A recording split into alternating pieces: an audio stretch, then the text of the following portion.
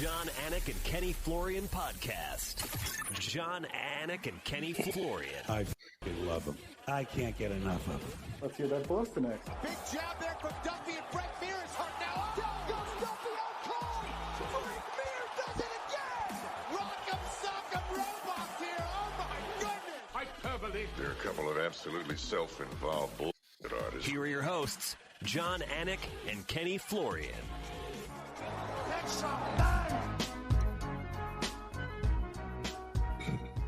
Yeah, you don't save Ray Longo for the bottom of the hour on days like today. Great to have everybody with us and to be going three wide off the top of the show. It's Monday, July 1st. Nice to turn the calendar after a busy June. The year is 2024. It's episode 497 of the Anik Florian podcast, starring former three-time UFC title challenger Kenny Florian and coach to the stars Ray Longo. Ray, you got that camera setting down. Looking good, my man. How we doing on a Monday morning? Man, feeling good, man. A lot of storylines this weekend, I think. A lot of storylines. So I'm not inherently a super white guy, right? And I have television lights all over me right now. Perhaps it's washing me out and the settings are off, but you look just bronzed. He has won in New York. You have won the tan off. You have won the tan off, my friend. You win, Ray, okay? That's Jeez. my claim to fame. I figure the tanner I get, the white of my teeth might look. It's not working, though. Yeah. I remember a couple years ago, I forget who launched it, but black water. It's like, who wants to drink fucking black water? We're trying to get whiter teeth here, you know? Oh, man. BLK, black water. All right, great to have everybody with us today. We have a ton to get into. Ken Flo and I were talking before the show today that we could probably spend an hour on just the Alex Pereira and Diego Lopez fights, ensuing situations, upcoming matchups, and all that. And that says nothing of everything else that transpired at UFC 303. So a lot to get into today. And we will also be joined in about an hour and 10 minutes live by Dan Ige and Eric Nicksick from Extreme Couture. So a lot to get to today. But we begin with headlines brought to you by Cuervo. Now's a good time to enjoy the tequila that invented tequila. Ken Flo and I had an appearance with Cuervo on Friday night. Ken Flo was in and out. My goodness. I mean, this kid, no margin for error, boots on the ground, right to Tom's Watch Bar at New York, Ray. And then he was out of there before I could even say goodbye. But nice to meet some of the fans, Ken Flo. You know, over the weekend, a lot of podcast listeners showing up to suck your dick and shake your hand. 100%, man. It was a good time, dude. Just a lot of people there to support us, the podcast. It was awesome. John Anik, extremely gracious out there and killing it as always. And it was a lot of fun, man. But yeah, we're cutting it close. If I had the same issues getting out like we all did, it could have been bad. So I think I need to plan a little bit better. It was efficient. It worked out. But anyways. Great weekend in Vegas. Shout out to our producer, Cody Merrow, hitting the red eye after his flight cancellation to get back here. Shame on him for booking Spirit Airlines, but that's nearly here and there. Oh, no. Yeah, all of us Spirit, was it? Yeah.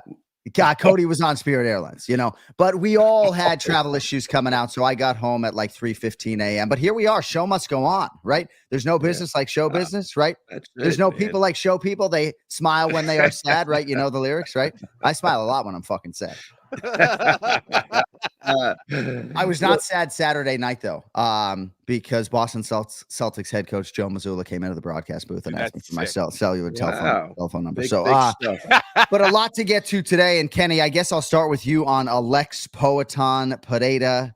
Switch kick comes in and around the 13-second mark of round two. Another successful title defense for the global superstar Poatan.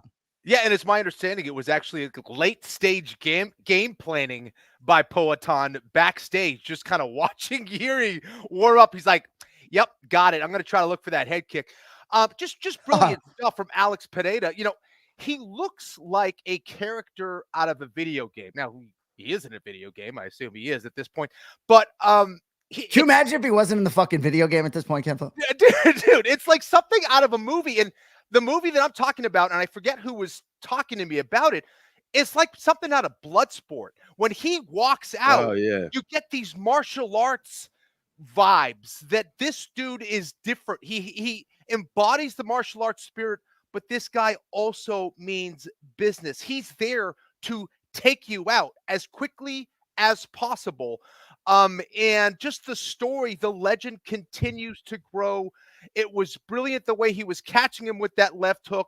That put hesitance into Yuri Prochazka immediately. Prochazka was trying to do his awkward style, trying to blitz in, and Pineda was just on it from the get-go. He saw the hands start to drop. He was biting on the feints. He decided to switch things up, went with that switch kick.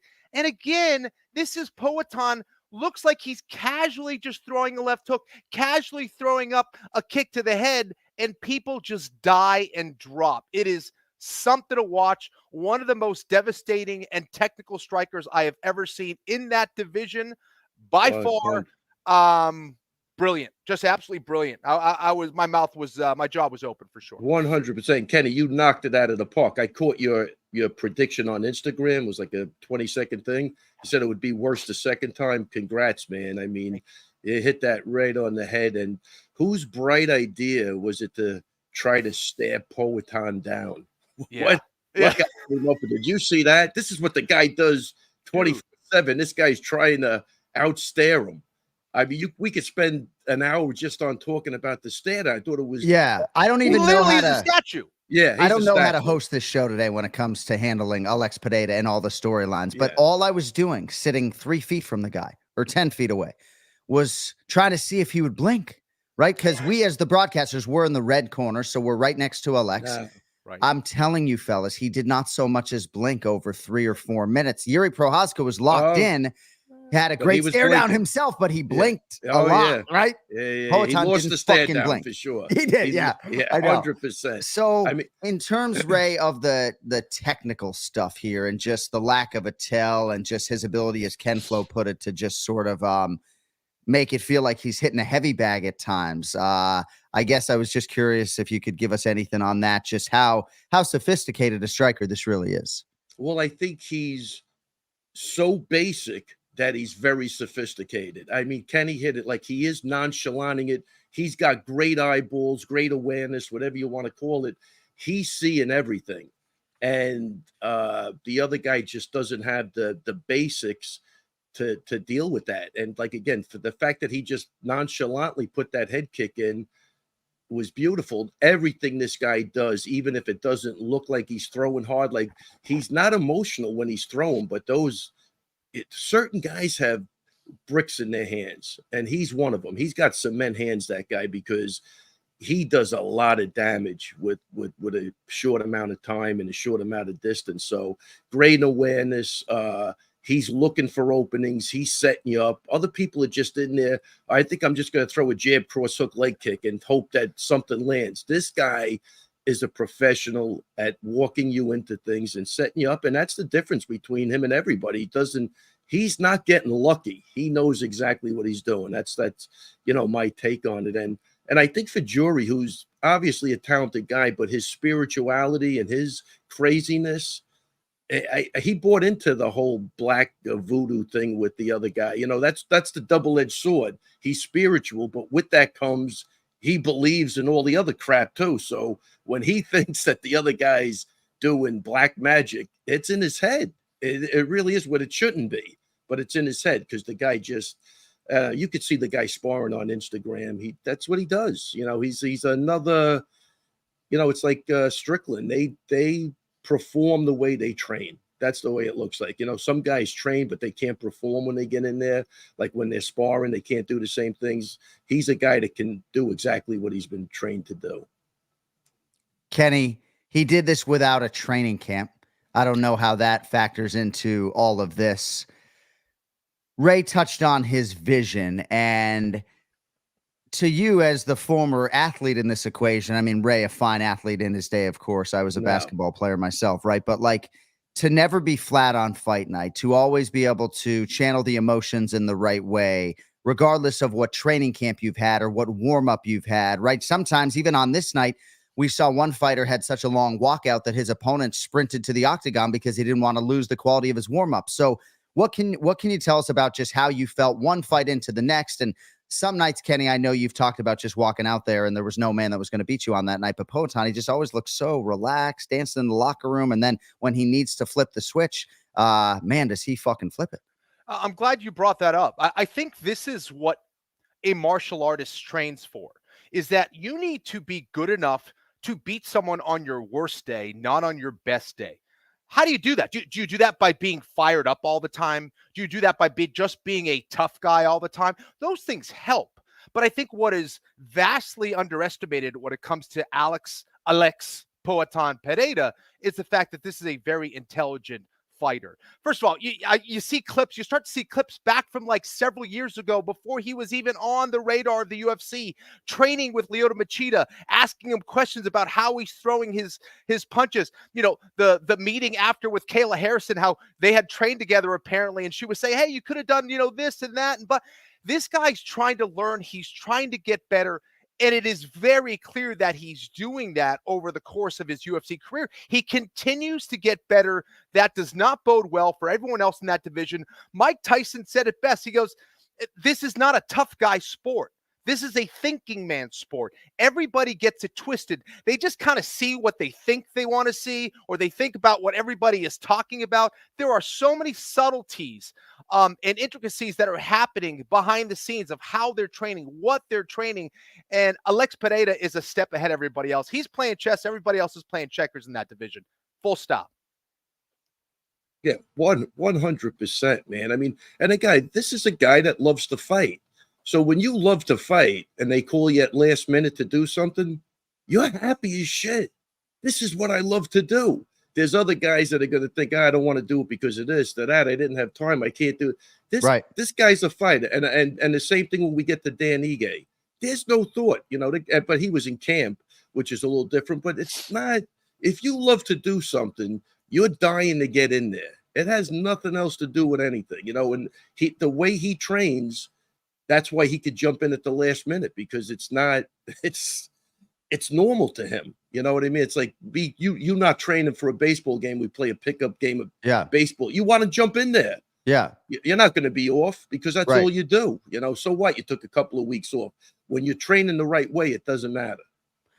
I like alcohol every now and again, but it is bad for basically every cell in your body. And Alex Pereira is not drinking any of it right now. And how much regular alcohol consumption has to do with like your body breaking down in training, I'll never know, right? But one thing I can tell you is that Alex Pereira is one of the hardest workers in the room, and he wasn't in the room getting ready for this fight, but this fight was won, Kenny, to your point, over the last 32 months in the UFC, right? When he made this commitment to mixed martial arts, and he has been just of such an competitive nature when it comes to learning the different skills and learning how to anti-grapple and everything else, that he's just putting himself in position to compete well because he has trained well, and he's just stacking these championship training camps. So then when he doesn't have appreciable prep time, you know, the skills have already been built and the mentality is already there. Yeah, absolutely, man. He's getting better.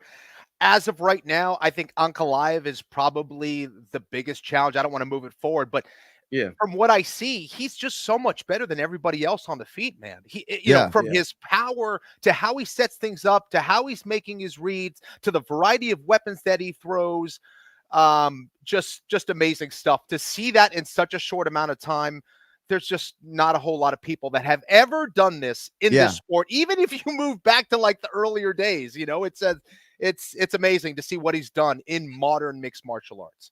So we can spin it forward. There are a few things at play here. And Alex Pereira never missed weight as a middleweight. And I will always wonder if he wants that Adesanya series to end with a loss, right? He never defended his middleweight championship. I think that ship has effectively sailed. But what he has accomplished already in 13 MMA fights is fucking insane, right? This was his 6th win over a former undisputed UFC champion. He has now twice defended this light heavyweight championship.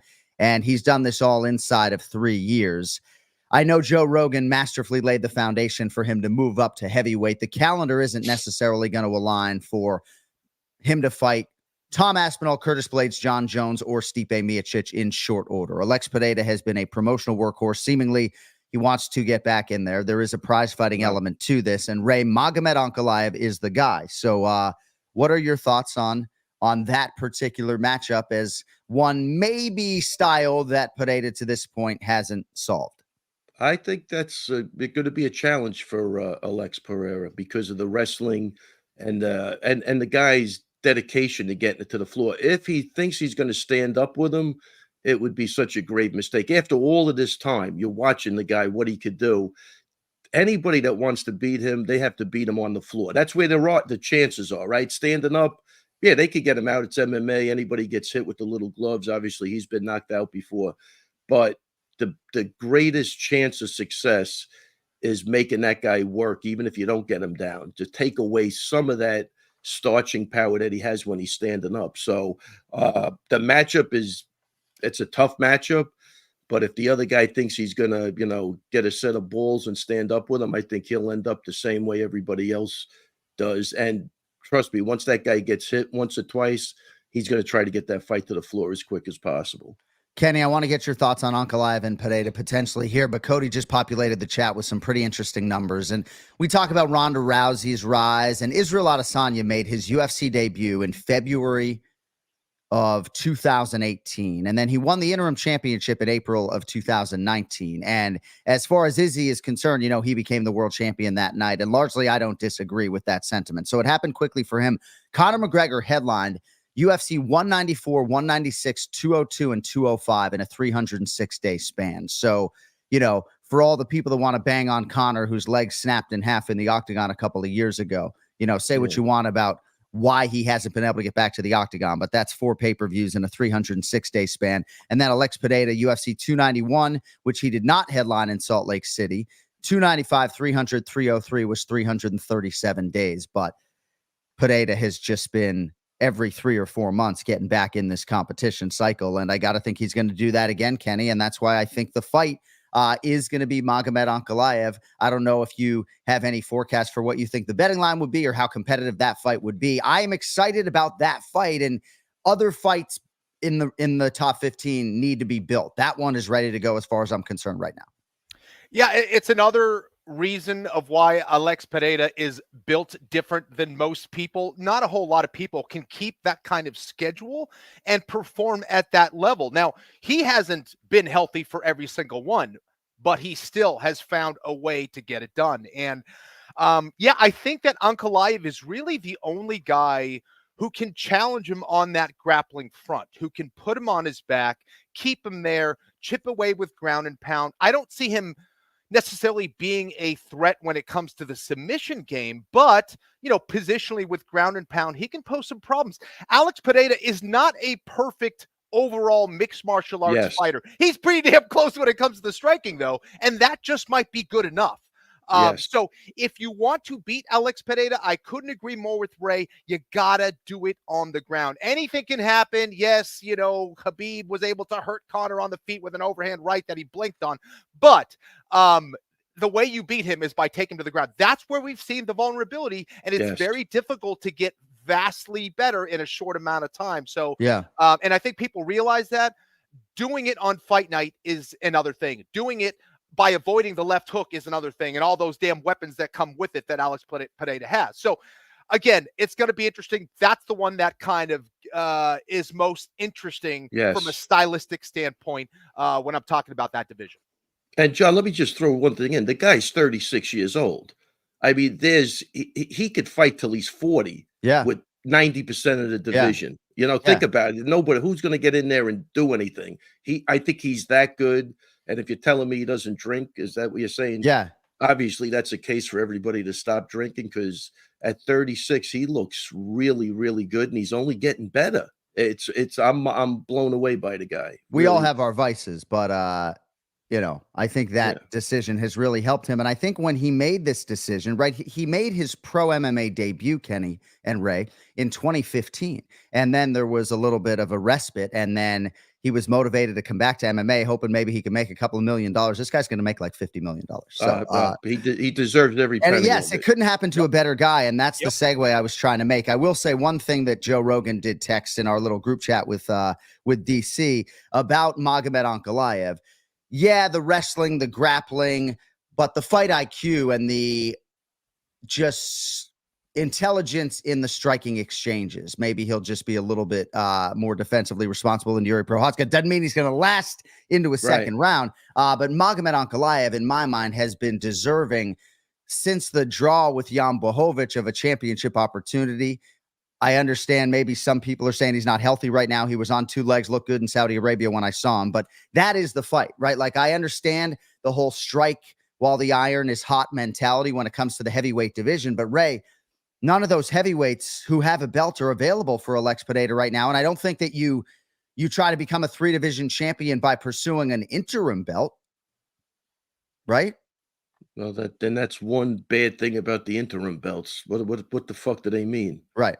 You know? Well, yeah. So, in different cases, when the undisputed title truly can't be on the line, as far as I'm concerned, Tom Aspinall is an undisputed UFC heavyweight champion right now. They're just 100%. Two champions. Yeah. 100%. Right. Congratulations to Alex Poatan Pineda. And one thing you guys have heard me say when it comes to these fighter meetings, some fighters show up late. Some fighters don't show up at all. For the most part, the roster is outstanding when it comes to this. But I could list a handful of these high-profile former or current undisputed champions that have never been late for a fighter meeting and have never skipped one. And I'll start with Alex Pineda, right? Has never skipped a fighter meeting, has never been late. Israel Adesanya has attended every single one. If he can't do it in person, he's on the phone and on time. Alexander Volkanovski has never not attended a fighter meeting. Dustin Poirier, Justin Gaethje, there's one other champion that I'm forgetting that I really want to inject into this conversation, but it does speak to, Charles Oliveira, right? I mean, Brazilians, right? Notoriously late. I'm just 100%. Telling you, these are world-class human beings, right? Like, I might need a shoot the box tattoo to just express my appreciation for just how amazing those people are. Maybe grow my hair out blonde. There he goes. But man, like, these are just elite human beings, and Plinio Cruz and Alex Pineda are very much that. So Ray, to your point, like this couldn't be happening to better individuals. Yeah. And John, let me say something too. Glover Teixeira, you know, that guy was the heavyweight champ. He walked into the room like he was just a normal, ordinary guy, which everybody actually is. But there was no hoopla. There was no entourage. I think it starts at the top, and it starts with Glover. His personality, trickles right down to Alex Pereira. I mean, they're just nice guys. They just walk in. There's they're there for business, and that's it. You know what I mean? They're not window dressing everything with the fucking bullshit. They're just down to earth, great people. I think it starts from the top. And shout out to Glover Teixeira. I think he's one of those guys that's always willing to take the time to talk to you, and he's a great guy. They got a great thing going over, in Connecticut. I love those small little gyms that, get huge results. So hats off to everybody in that place. And Ray, that's crucial because, the ability and the importance to keep your fighter grounded when he is on top of the world is not an easy thing. And being in a smaller gym is an advantage because of that. And, I kind of want to talk about this. This is kind of important to me, right now, I've seen from fighters, former fighters, current analysts, of people saying that he's the GOAT, that he's the pound for pound best guy on the planet right now. And I think we need to kind of slow the roll a little bit. Two things can be true. He could be the best striker in that division. He could be the best fighter in that division, but it doesn't necessarily make him the best pound for pound fighter in the world, guys. We need to kind of calm down a little bit. And I posed a question on Twitter. I said, if Yuri Prohaska was, could he be a top 15 ranking lightweight at welterweight, lightweight, featherweight, or bantamweight? And I do believe he can, but the question was really to see how people are thinking. Like, when you look at these other divisions, there are killers in that division. My point is, 205-pound division isn't the highest level division right now.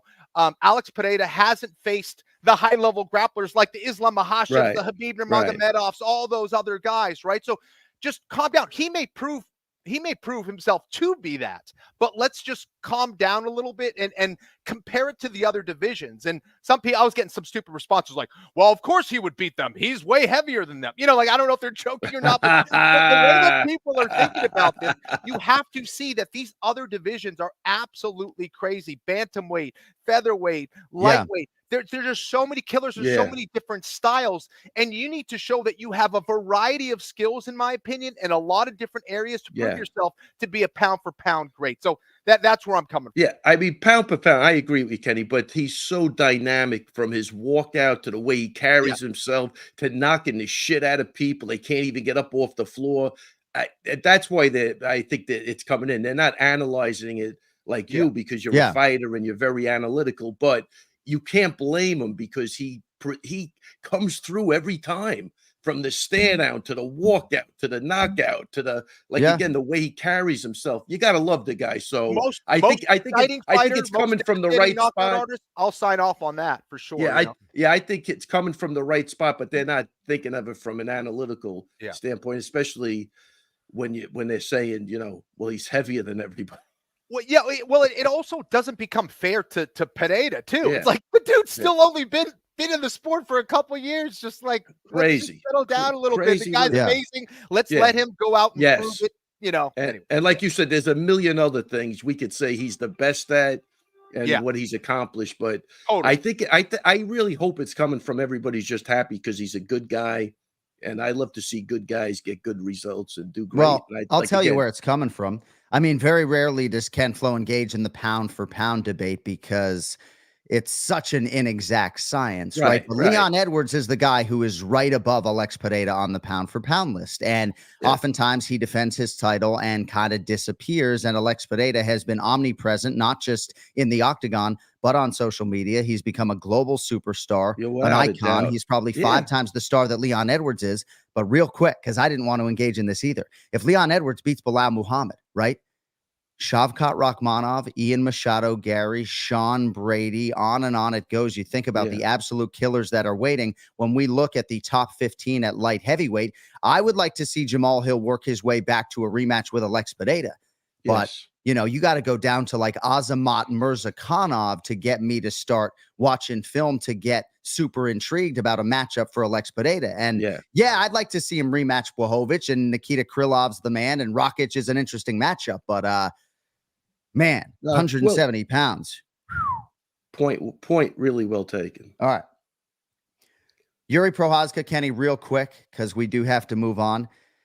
I don't know if he's a finished product at this point in time. The UFC body of work is short, even though a lot of those have been championship fights. He accrued a lot of experience outside the UFC, realized world titles, but he has said that if he can't level up at this point in time, then he doesn't need to fight again. And I'm not saying he's a finished product, but to make wholesale defensive changes, nearly 40 fights in, I think is going to be a big challenge for him.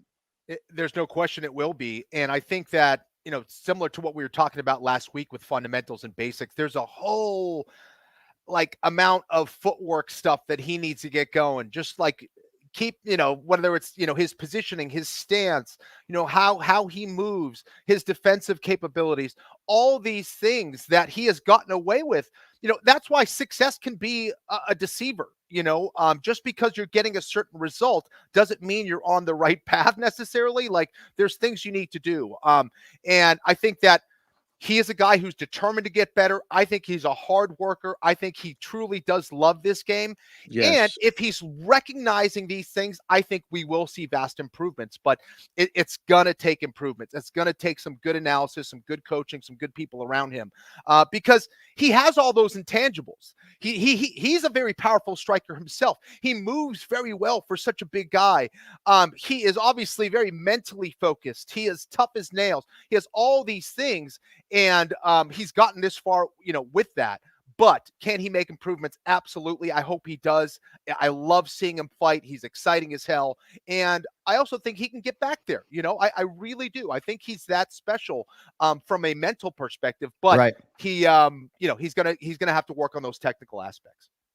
Yeah, I don't know the guy at all, but I go back to what I said before. He's 100% a beautiful martial artist, but he could be getting in his own way, Kenny. You know what I mean? It's like it's easy what we're saying, but some guys just aren't willing to listen. Like if you said, "All right, listen, we're going to swap out you meditating with an hour of footwork," he's not doing it. You know what I'm saying? He's not going to do it. He believes in the meditation. That's very martial arty. I love it. I love his whole shtick, but he's going to have to swap out a couple of things to get better. And I'm not sure he's willing to do that because I've dealt with people that are, a little wacky like that. Who comes to mind when I see him? Luke Como.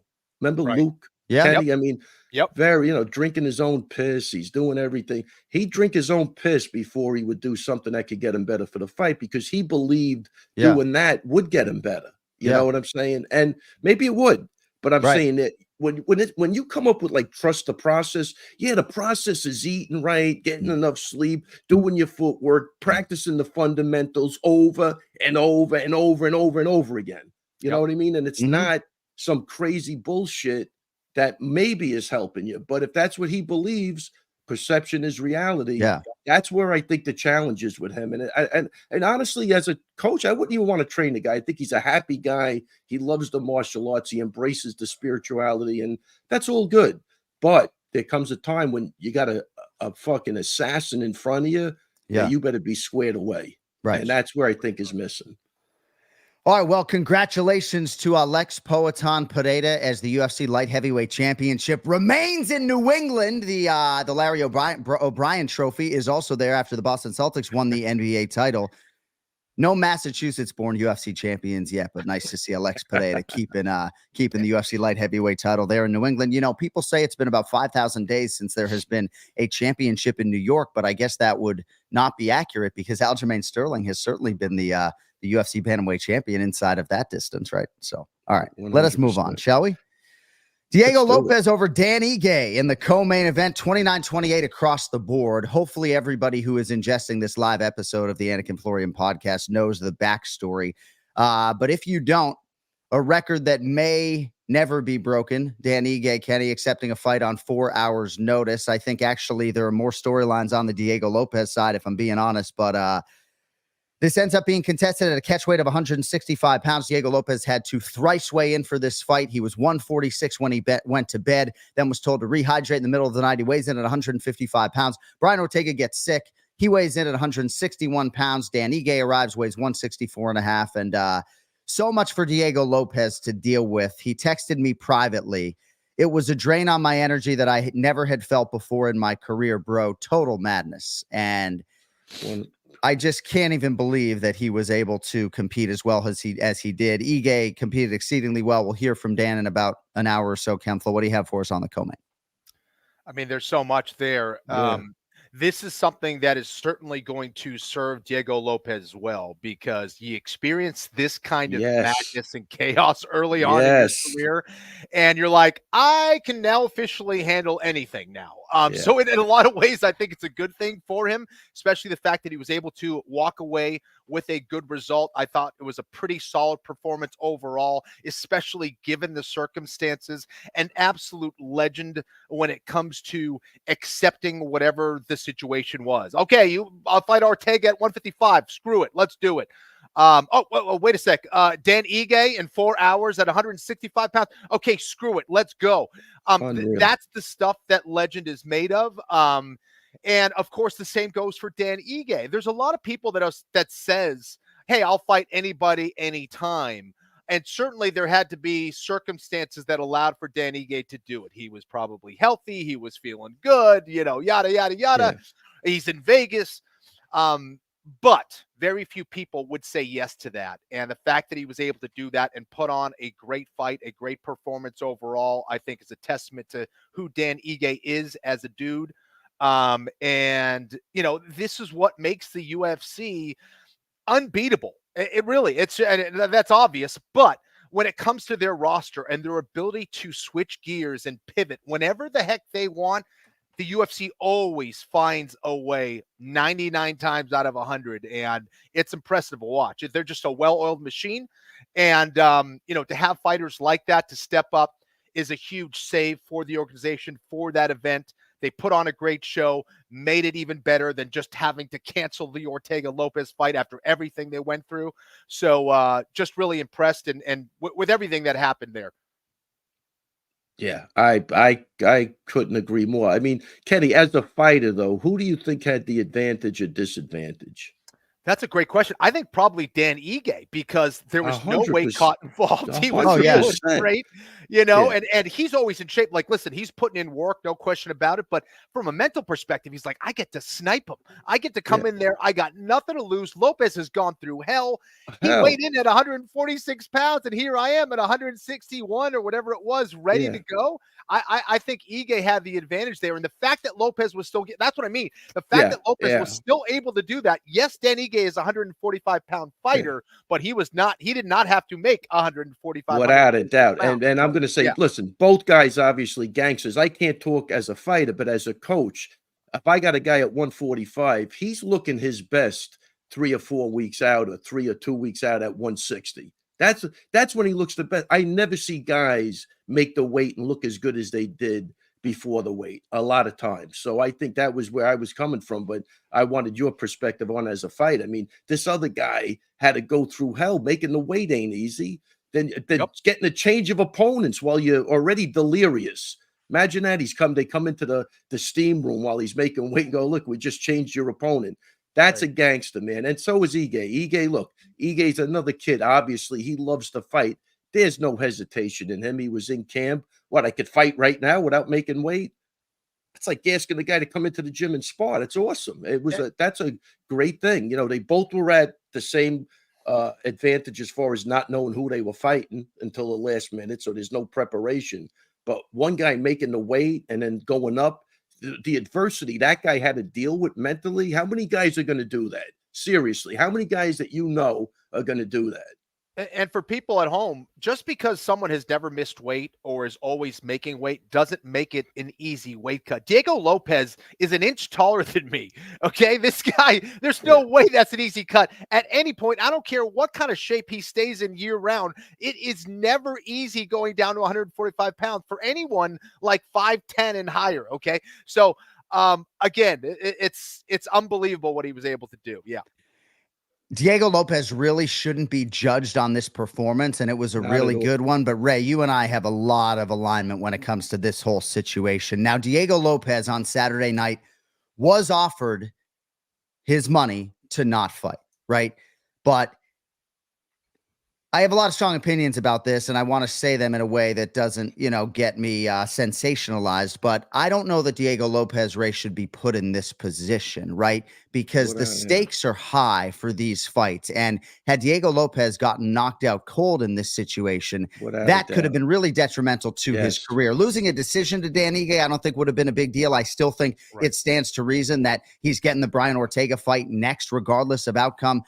Certainly, I think he will probably get a new contract, and he has the ultimate respect of the promotion and the fan base, and all of those things are amazing. And he's the ultimate warrior, and he'll say on the microphone, anyone, anytime, anywhere. But it's just hard at the highest level, Kenny. These mixed martial arts careers are so delicate. And while we want to, in one breath, appreciate these guys for stepping up, I think Diego Lopez was put in a really bad position. And thankfully, he doesn't lose his winning streak and his ranking because of it. There was so much to lose, John. There was so much to lose in regards to his ranking. There was so much to lose as far as the perception of Diego Lopez and how good he is, and people are going to look at that and go, well, looks like Ige won round 3. If we could just get him to the later rounds. No, don't make that mistake, guys. Don't make that mistake. There was a lot he had to deal with. Ige was fresh. Lopez was doing a great job.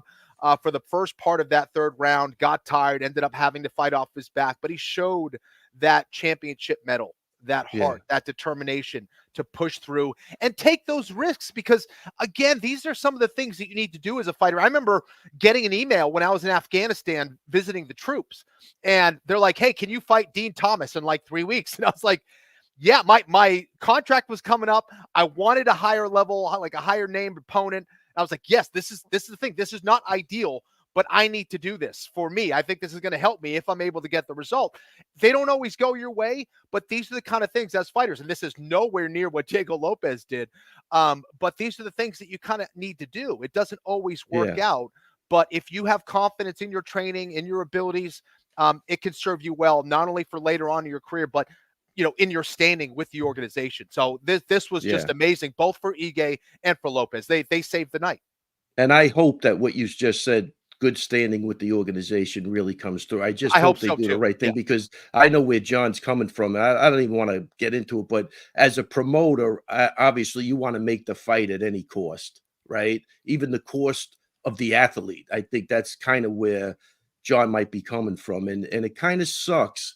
And that's why I say, I just hope everything works out for Lopez because I think he was at such a disadvantage with just everything, and even the pressure of taking that fight, not wanting to disappoint the organization. It's horrible, but I'm trying to look at the bright side. You know, I like flexibility. I like that the commission even allowed it. I think there's a lot of commissions that would have never even allowed that. So I don't know. I'm glad it worked out. Yeah, because if not, yeah. You Nevada know, I think State Athletic Commission, they deserve a lot of credit. I think they do. They showed flexibility. I like that. I don't like rigidity where it's my way or the highway. But they got the fight done. And from a promoter's standpoint, and I do promote fights, you need those fights. But it's tricky, man. I'm just so happy it worked out and that this guy took the fight. That just speaks volumes about who he is. And I hope the organization always takes care of that guy. Ray, do you need to leave? I got to go, but I got so much other shit to say, man. But you know, this sucks. What do you have? Who's coming in that you have to go? And by the way, can you look at your camera before you go? Yeah. Look at the camera. Look at the camera we bought you. There you go. So from now on, I know you want to see our shining faces, but anytime you can look at that camera. See, sometimes I'll look at you guys. Sometimes I look at my script. You can't do that, right? That's tough, see? Man. I know. I might have to point at that. I could do it now. But anyway, listen. Before I go, and I got to run out, and I'm sorry. Let's do this. I want to, if we come back Wednesday, when are you doing the next show? Yeah, we'll do another show this week. I'm on. But I want to welcome Cash Frivola into the world. Matt Frivola had a baby boy. Congrats to him. Congrats to Angie Serra. She won another gold medal at the Fordham University. I'm going to blow everything, but congrats to the whole Serra family. They're just wonderful people. And his wife also won gold. So this is crazy to me. Sal the Bulldozer Frivola, first-time grandfather or no? First 100%. Oh, amazing. All right. Congratulations to the whole Frivola clan and everybody else. Unless I don't know something, but they might be. But anyway, guys, I got to run. Love you. We'll talk Wednesday. Camera. All right, guys. Love it, man. I think everything was great today, man. I really enjoyed it, but there was a lot more going. I want to talk about Ian Gary's walkout song, Derek and the Dominoes. We'll do it. No, we'll do it. We'll do like later. 45 minutes on Wednesday. Thank you, Ray. Thank you. Take it easy, guys. Great stuff. And thanks to everybody for joining us live here today on YouTube and later on, of course, on the DraftKings network on the audio side, wherever you ingest your podcast. Kind of nice that Raymond has all the equipment now because he looks absolutely fantastic. So there's so many different angles to this. One thing that I was going to bring up with Ray when I just asked him if he had to go there, Kenny.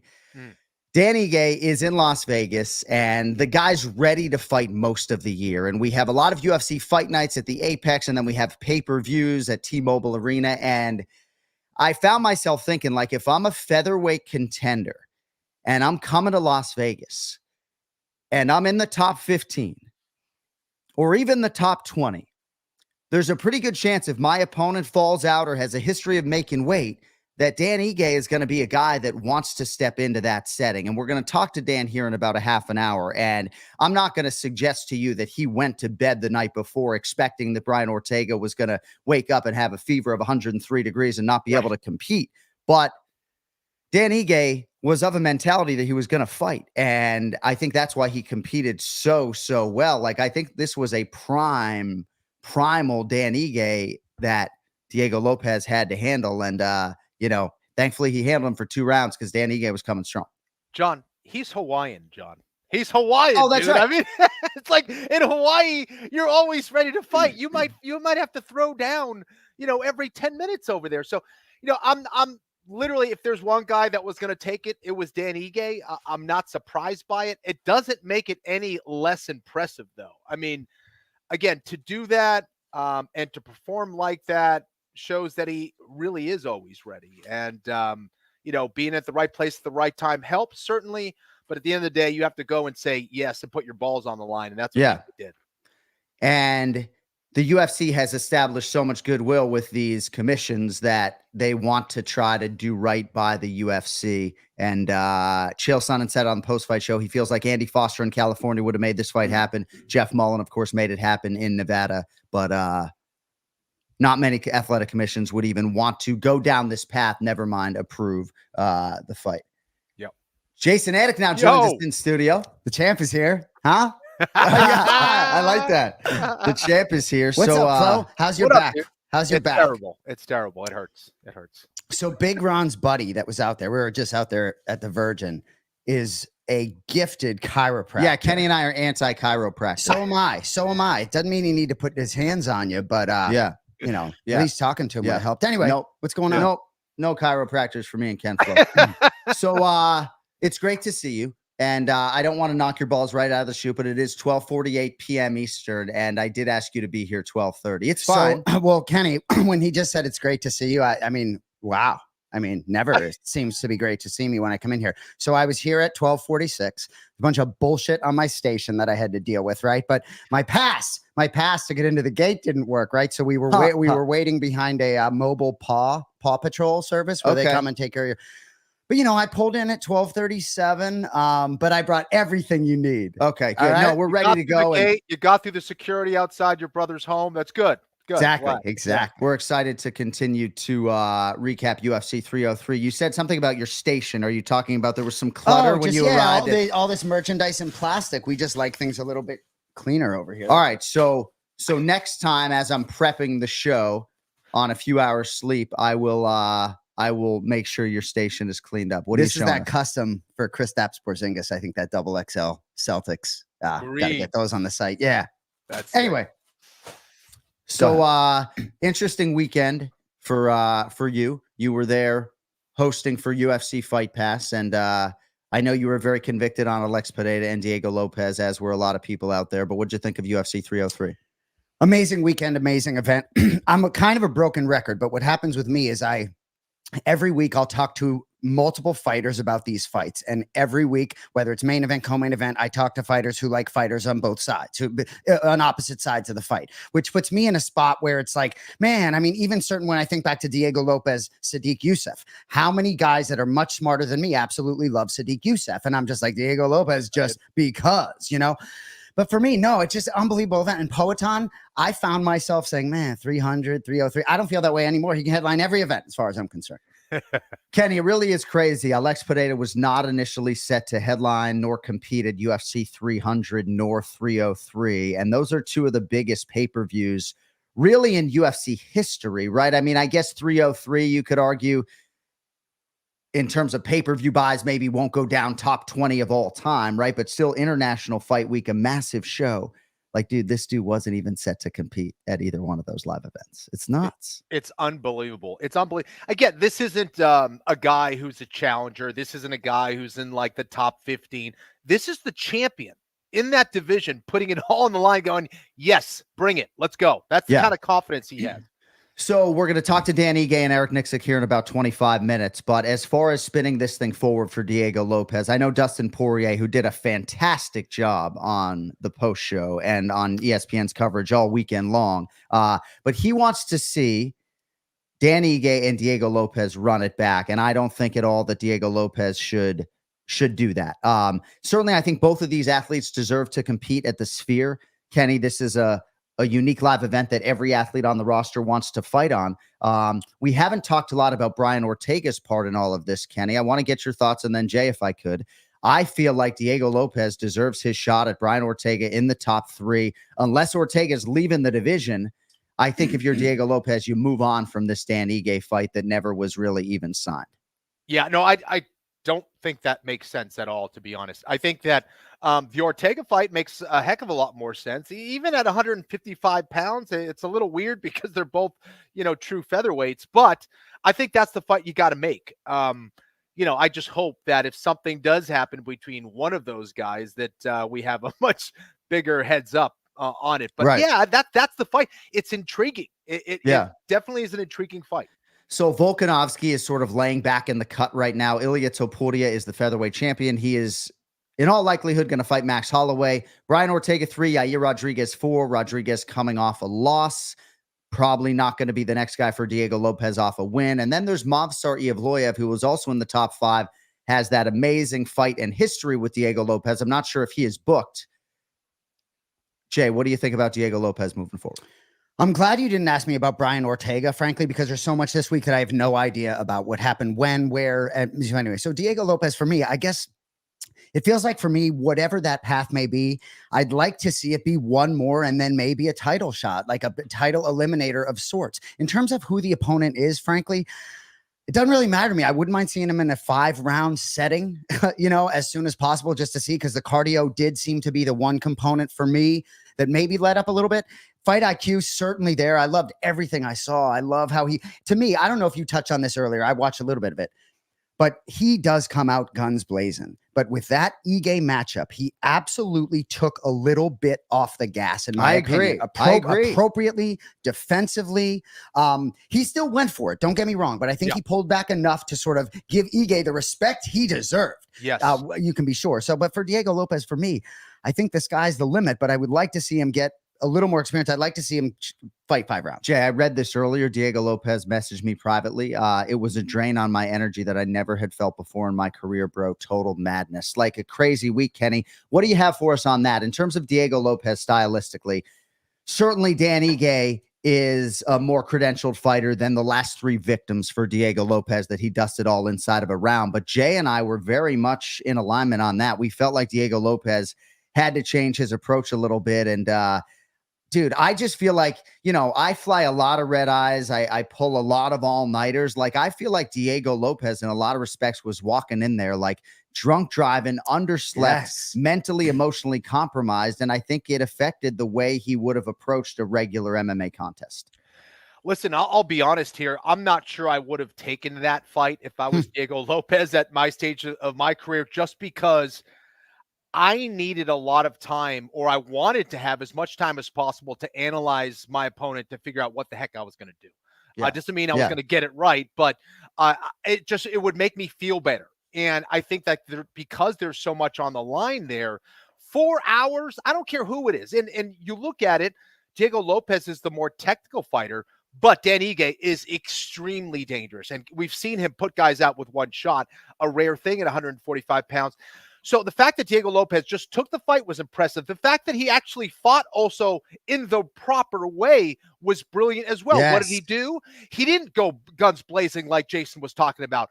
He usually does do that. What he did was he was kind of waiting for Ige and decided to play more of the counter-striking role. I thought that was really smart. I don't think Ige is as comfortable in that role when he's just kind of moving forward. Ige kind of likes to be the counter-striker. So he decided to go second. And the other thing he did, he was looking for those clinches and takedowns. So I thought it was really smart. Not that it was this ultra complicated game plan, but still the fact that he did this and had to do it within 4 hours is pretty freaking impressive, man. It's amazing. Well, and in terms of the fight IQ, we talk a lot about Diego Lopez's rise and his coaching and his circle and that Grasso circle. So you can be sure whether it's 20, 30 minutes, that's a cerebral group to be able to make certain adjustments in that quick setting, I think. And when I ran into Diego Lopez's manager, Jason House, at the UFC Apex on Friday morning, and granted, they were up all night dealing with these circumstances, but at that point, his head coach, Francisco Grasso, wasn't able to get a visa and wasn't in the country. He was able to get there in time for the fight. But congrats to Diego Lopez, and we can't wait to congratulate Dan Ige and Eric Nicksick coming up here in about 20 minutes. We'll get back to the UFC 303 recap in about 30 seconds, but I did want to share a video with our Anik and Florian podcast audience because my twin brother Jay is in a little bit of a unique situation as the monozygotic identical twin of a public figure. So UFC Fight Pass unleashed you at UFC X this weekend to have a little fun with fight fans, pretending loosely that you were me. And we're going to share that video with our audience right here, right now. For some folks, I look a little bit like John Anik, who might be a well-known broadcaster. Nobody knows who I am. My name's Jason Anik. Everybody wants a picture with my twin. We're gonna with some people. Let's go. Do you think I'm John Anik? I'm his twin brother. I'm serious. You want me to sign it still? I'm not him. Get it. Hey, they don't need to know. No, they don't. We are here live. John Anik. Let's go. Is that your name? Yeah, John Anik. Do you know who I am? Yeah, commentate. What's your name? Joseph. You look like Holloway. He doesn't know who I am or John, but he wanted a picture because I have a media badge. Do you guys recognize me? Of course, you're a color commentator on the UFC. When I hear you, I get excited. You, Joe, DC. I'm not John, but good to meet you guys. Yeah, of course. Do you know who I am or just? John Anik. I'm Jason. I'm his identical twin brother. I'm not John Anik. Where's John then? Are you the bigger brother or is he? He got me by 3 minutes. He said he's never going to lose the first race of his life. I'm walking around right now. with people pretending I'm John, and you call me by my name. So much love to you. Thanks. What an experience for you with the UFC fan base at UFCX. Huh? Oh, I don't even know where to begin. I mean, you say unique experience, just a mind fuck, you know? And when I walked out there, that for the first time that I was actually able to hold my head up and try and sort of be seen. But what I will say is, John and Kenny, I'm sure where you all go in different countries and different states, you are recognized to varying degrees. John talks sometimes, whether it's Australia or England, there might be pockets, John, where it's quite a lot of people recognize him, but you drop this face at the UFC X. It is the most prime place on planet Earth for people to recognize this face. And so when I'm doing these shows, I get off the set and, you know, I'm there with Pearl Gonzalez and other people that people want to see. But one person comes up and it's like, hey, you know, just disappointing people pulling out my ID. It's a really unique experience. I appreciate it. A lot of love for John out there, but it is just crazy. I've talked about it so much. I'm just stumbling over my words. I'd rather even be talking about fights than about Jason, myself. There's been a huge change in the visibility of your brother, right? Like the last couple of years. When would you say it went from like, oh, this is different to like kind of crazy? Because it's pretty crazy right now. Well, it's a good question. And, you know, much like when children grow, you live with them, so you see it gradually. Yeah. It really has been gradual. It does feel different now, I guess, but I couldn't tell you when that now began. But it does feel maybe within the last couple of years, you know, but if he keeps running his mouth and saying dumb shit, you know, more people will know about him. Yeah. Yeah. Well, I don't really want to talk about myself, but, you know, certainly being put over by Joe Rogan, I think has been something that has contributed to the profile increase a little bit. And I am obviously forever indebted for his support, but let us get back to the matter at hand. Did you play TJ's song? No, I guess we can get that at some point. Yeah. TJ DeSantis created some sort of rap. Maybe TJ DeSantis, shout out. TJ wrote lyrics to a song sort of about me being confused for John. And I think the lyrics are very impressive. I think AI put it to AI for the track. You know, I didn't love the vocal as much as I love the lyrics. We'll get that track before the end of the program, but I want to spin it back to UFC 303. And Kenny, if I could ask you about the pay-per-view main card opener, Ian Machado Gary over Michael Venom Page, unanimous decision, 29-28 across the board. Close fight. Came down to that third and final round. A lot to sort of unpack here when it comes to Machado Gary's approach. Very tricky guy for Gary to fight, and Michael Venom Page is now in the rearview mirror like the other 14 opponents of Gary. Yeah, listen, I think that it was a fascinating fight in that we saw Ian have to drop around, come back and adjust in round 3. I thought he had a great round 1. He was lucky enough that he went against a guy in MVP who really didn't have much grappling skills to speak of. I think he made mistakes early and kind of often. On the feet in round 2, clearly a winning round for him. He's just a problem, man. Yes, he's 6'3", the same height as Ian Gary, but his reach advantage is significant. And he's just a special striker. But you cannot compete at a high level and expect to do well if you don't have good grappling skills. And I would even say that, you know, for Ian Gary, there were some problems. I think that we saw vulnerabilities in his striking a little bit. Most people will be at the disadvantage of someone against MVP, but it was a little worrisome at times. I was nervous watching that one for Ian. Yeah. And then even I thought that Ian could have taken much better advantage of some of those grappling positions. I thought that was a done deal of a rear naked choke in round 1, or should have been. He wasn't able to get it done there. But getting that experience on the ground, getting the control, I think was huge for him. This should provide some great lessons for Ian to elevate his game even more. And he got it done at the end of the day. Yeah. That's what you need to do. It's not always going to be pretty, but you got to get the wins against those very dangerous guys like the MVPs.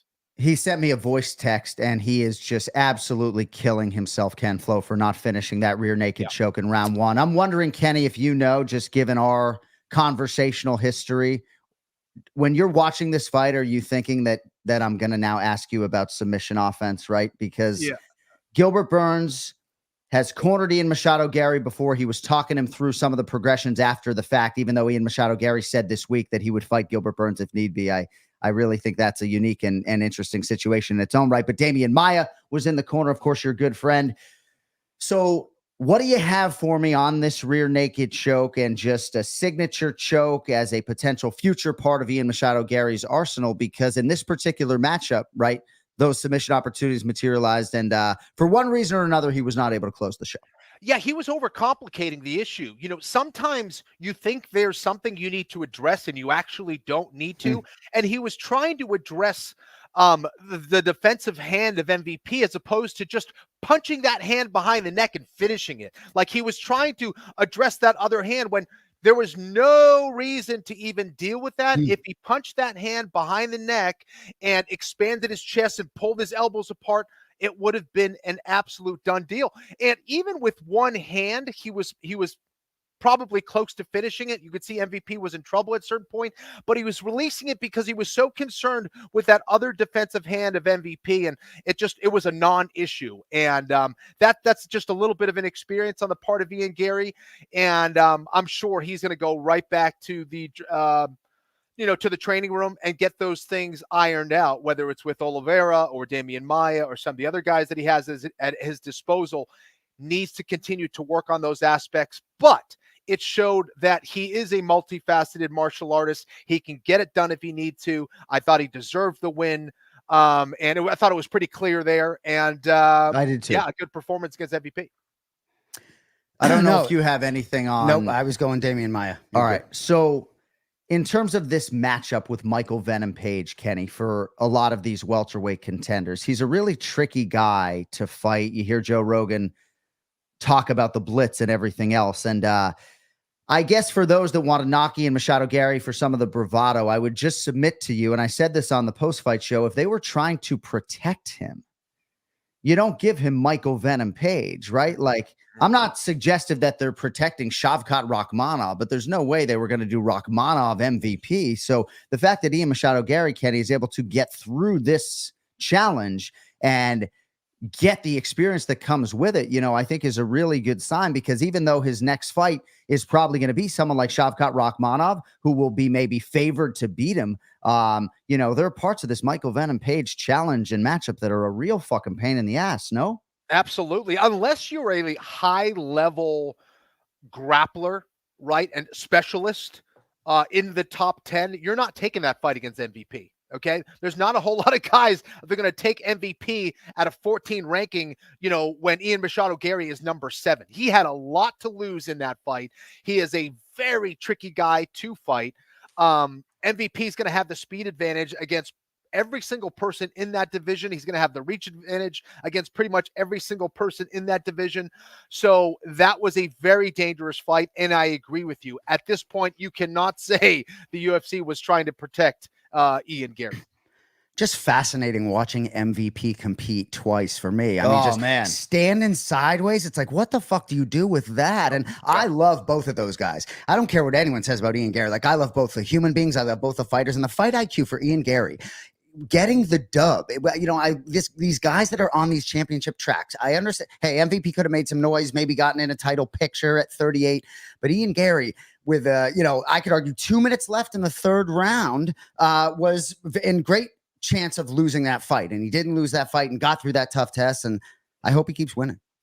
And Kenny, I just also have to say, and I don't even know if fans like hearing this, but I was just talking about my respect for these athletes always showing up at these fighter meetings, however high their profile is. And two other guys, man, Ian Machado Gary, just so gracious with his time, and Michael Venom Page in 2 fighter meetings has given us so much of himself, I have run out of time, run out of room on my fighter card. Just so beyond thoughtful with everything out of his mouth. So just wanted to echo my appreciation for that. So Kenny, as we spin it forward, we have populated the chat here privately with the welterweight rankings. I said on the post show, if Bilal Muhammad, right? Hit it.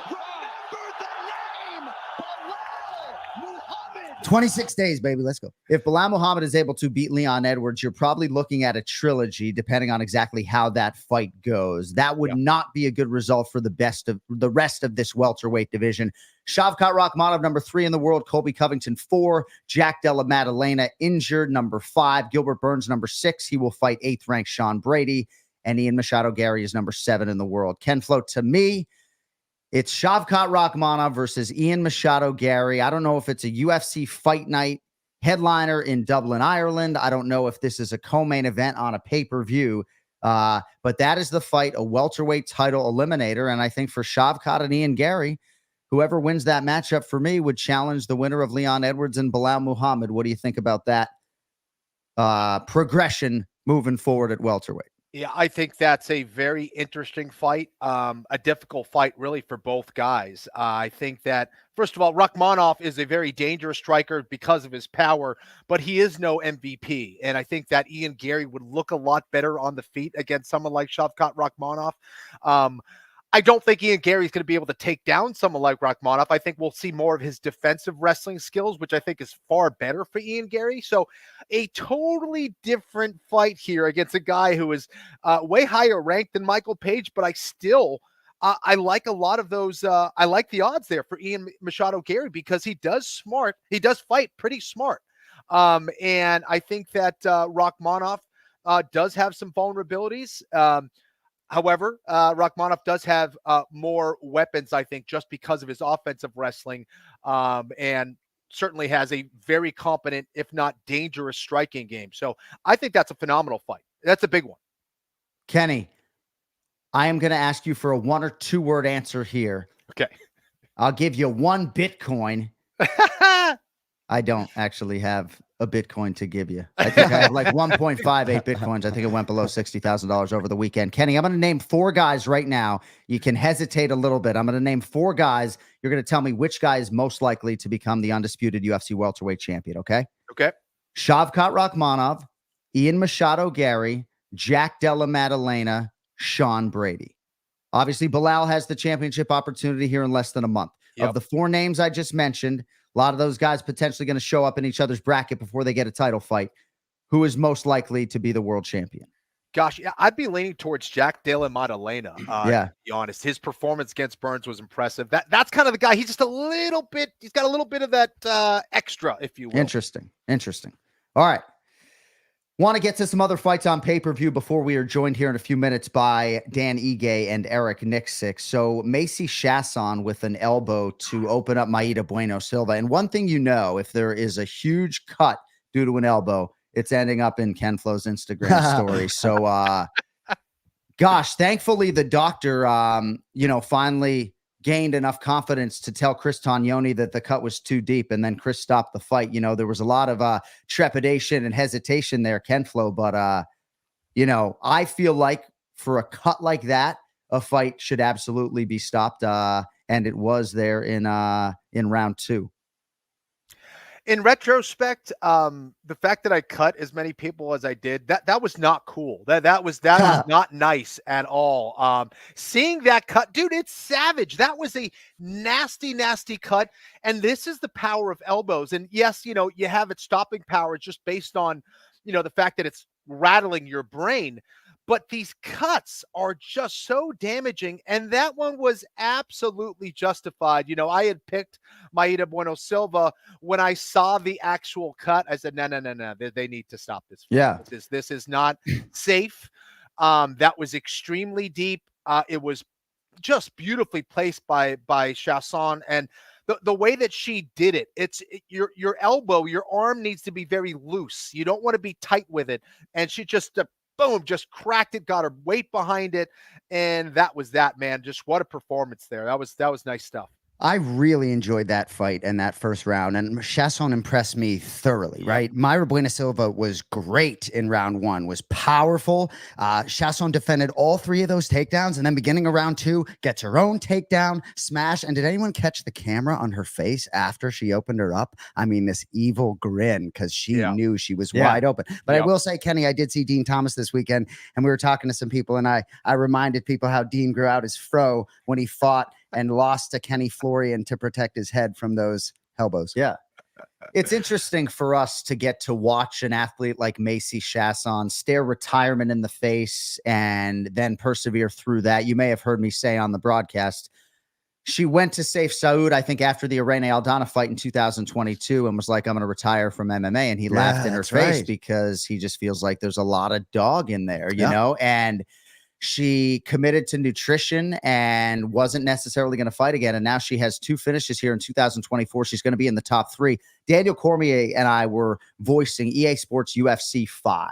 And we would do it in different cities. And one time we found ourselves in Dallas and we went to a practice at Fortis MMA as she was getting ready for Irene Aldana. And just body complexion was totally different, right? Like her muscle mass, her body fat percentage.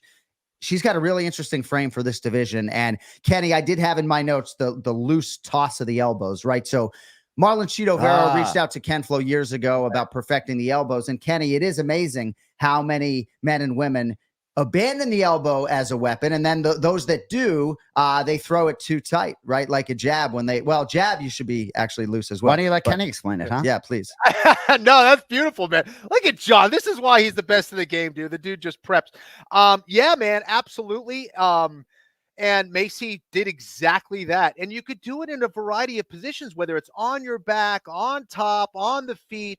I still think it is a vastly underutilized weapon that I think we'll see more people use over time. And that was a very close fight until that cut. So really good stuff there from Chesson. Cody's telling me that Big John McCarthy said because the cut was horizontal, it should have been stopped. And that is why. That's what it says in the notes. It shouldn't have been stopped. Excuse me. Wow. Well, Big John McCarthy is the number one MMA resource, but I would respectfully disagree because it went all the way down to the bone. And I just feel like, Kenny, you take another shot on there. I mean, it's not, you don't stop it in the name of vanity, but dude, like let him go. No, absolutely. Well, I was going to say, well, what about the risk of infection? These are things that we forget. Well, I mean, we've seen people with little scratches. I had a little scratch on my knee that turned out into a nasty staph infection that, had me in the hospital, had surgery, all that stuff. Like, that was a nasty cut. And when you have an area that is so close to very vulnerable spots on the body, the eyes, the head, all that stuff, the brain, you do not want to have an infection in there. There's a lot of dirty stuff flying around in there. That was just way too deep. I get it just because, the vertical cuts tend to bleed more into the eyes and do things like that, which inhibits the fighter's ability to see and stuff like that. But I couldn't agree more, John. That was way too deep of a cut to let go. Yeah. You just can't do it. At least, though, John McCarthy has the information, right? And that's what you want, is to have all the officials, judges, referees, doctors to all be on the same page, and then to not worry. I'm telling you, there's some ringside physicians that would have walked in there, seen that cut, and stopped the fight immediately. Yeah, I was just going to say, and someone, I don't remember who it was, but said, had it been closer to the end of the round and a cut man could work on it potentially, would that affect that, Kenny? Yeah, I don't even know. Yeah. All right. Well, now joining us on this here live edition of the Anik and Florian podcast, a man who has a lot of hardware, I would think, piling up with these Coach of the Year awards, and now we got even more star power in the building. The head coach of Extreme Couture, Eric Nicksick, and the absolute savage and featherweight contender who is finally getting all the shine that he really deserved in my mind for the last 3 or 4 years. Dynamite Dan Ige, 50K, whatever you want to call him. Dan, Eric, appreciate you fellas. How we doing? What up, John? What up, boys? What's up, boys? So, Dan, I don't even know where to begin. I mean, you had the ultimate respect of your contemporaries, your fellow fighters before you made this decision. But congratulations on a huge weekend. I know you've sort of been positioning yourself for big opportunities and trying to stay ready. But I guess if I could have you take us back to Friday night, Brian Ortega, not necessarily a guy who leads the league in reliability. I mean, when you go to bed Friday night, are you thinking there's a chance that you're competing Saturday at that point in time? Absolutely not at all. I mean, I was just going about my week, Friday night. I don't even know what I did.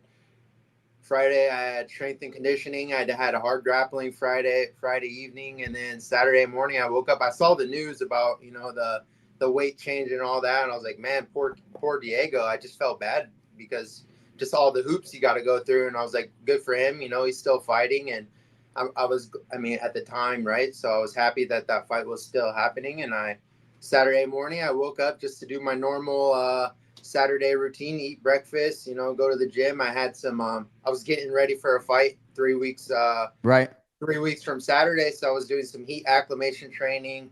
They have like a hot tent at the UFC PI. So I'm in there riding bike, 30 minutes, jump in the sauna, another 30 minutes, and then did some red light therapy, some recovery, and then I go home and I'm just, resting and recovering till Monday. Basically, that's where my mind's at. I got an hour and a half deep tissue massage, and I woke up to like literally 10 missed calls. Damn. Unbelievable. Yeah.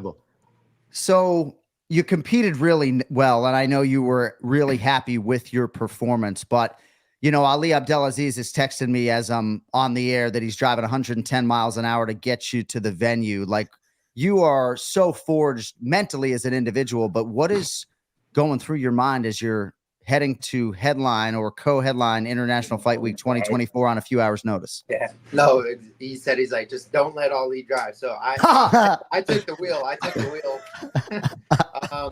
He came to my house. He rolled up. But, I mean, let's start from the beginning.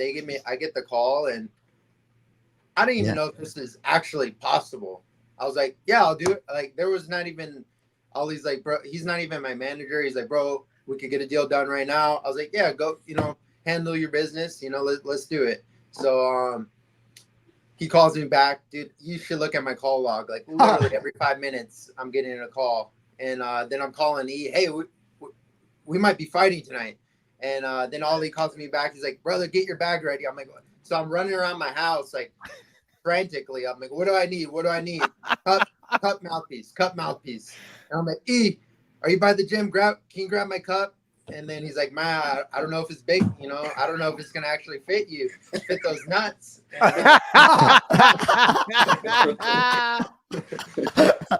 Well, yeah, they asked me, they're like, what do you weigh? I was like, well, I woke up at like 164, 65, that's kind of what I walk around 3 weeks out. And I didn't know I had to actually weigh in. So right. Venue, and like they take me straight this VIP room. I was like, "Oh, what's up, Jelly Roll?" Like Hunter, Dana, like all these people. Hey, you're the man. And then they take me to a scale, and they're like, "All right." They had the whole official commission. That was the biggest thing, right? Was the commission. So that's why you saw that text. They're like, always, hey, text them. I need you to text Hunter that you're in the best shape of your life, and because they had to get the governor of Nevada's like official approval for that. There's a lot of shit that actually went down to get this fight to happen. So I get the contract. I'm signing it. I didn't know it even said 165 because that's just the weight I told them. So they're like, all right, step on the scale. I was like, oh wait, is this official? Let me go use the bathroom. So I took like a 2-minute piss because oh my God. Right before the venue, I was like, I better get hydrated if I'm gonna fight because I'm like, dehydrated. Unbelievable. So I take a piss, come back, step on the scale, boom, 160, 64 and a half. I'm like, all right, we're good. And then you guys announced it on the broadcast, and then we fought.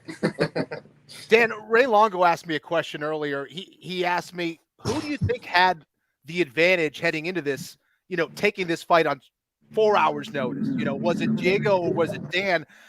I don't know. I mean, it's crazy. You know better than I do your situation. How did you see that? Did you have a bigger kind of advantage heading into that? Dude, there's so many variables. Like, I can't even imagine. I give Diego so much credit, and I felt like I got a lot of notoriety and praise. Dude, Dan Ige took the fight on 4 hours. I just I go to the gym. I fight every Tuesday. Daniel was a Uber, fucked me up. You should have seen my face like the week before. So I give Diego a ton of praise and credit because cutting weight, like I'll fight on 4 hours notice. I ain't cutting to 145 fighting on, you know what I mean? Sure. So this dude cut weight, rehydrated, lost his opponent, fights a new guy. Like, I give him so much praise, but there's so many variables you can't say, we would have had a better performance if, you know what I mean? So yeah. But that just showing up and fighting, like there's no game plan, I was even, you could try to put together a game plan real quick, but I was like, you know what? I'm just going to let instinct and survival and my training that I've trained my whole life, I'm going to let that take over. And who knows? Who knows how the fight would go, right? If we both had the same amount of time, we both cut to 145. Right. I'm a 145er, like him and I weighed very similarly. Right. But it's not like 3 pounds makes that big of a difference, but cutting weight does. So you never know. With a full camp, dude, I have a mastermind behind my That's what I wanted to ask, because and Eric, I know he's got a Rolodex of fighters and fighter styles and what they do and all that stuff, just because he's always around the sport. But you kind of answered my question. But what did the game planning actually look like? Was it, hey, Dan, just go out and do your thing? Do you overcomplicate it and give him a bunch of instructions, Eric? Like, I don't know. You could both answer, but I'm just curious on what do you do on 4 hours? I mean, we just had the mentality if somebody broke in your house, you're going to fight. Right. That's exactly what I told him. I said, bro, if somebody broke in the house and was trying to harm Savannah and Bam and Max, you're going to fight on instincts. You're not going to have a game plan. We're going to scrap, and that's just that. So, but to be honest with you, I've been having a little bit of a sleepless nights because I fucked up going in round 2. I called for the same side head kick, something that I thought, because no one's ever seen Dan throw it, and I knew we had an ace in our hole, like ace in our pocket, where it's like, dude, he throws this same side high out of southpaw very, very well. And I'm like, in my Rolodex of shit, I'm like, what haven't we ever shown that no one's gonna know that we have?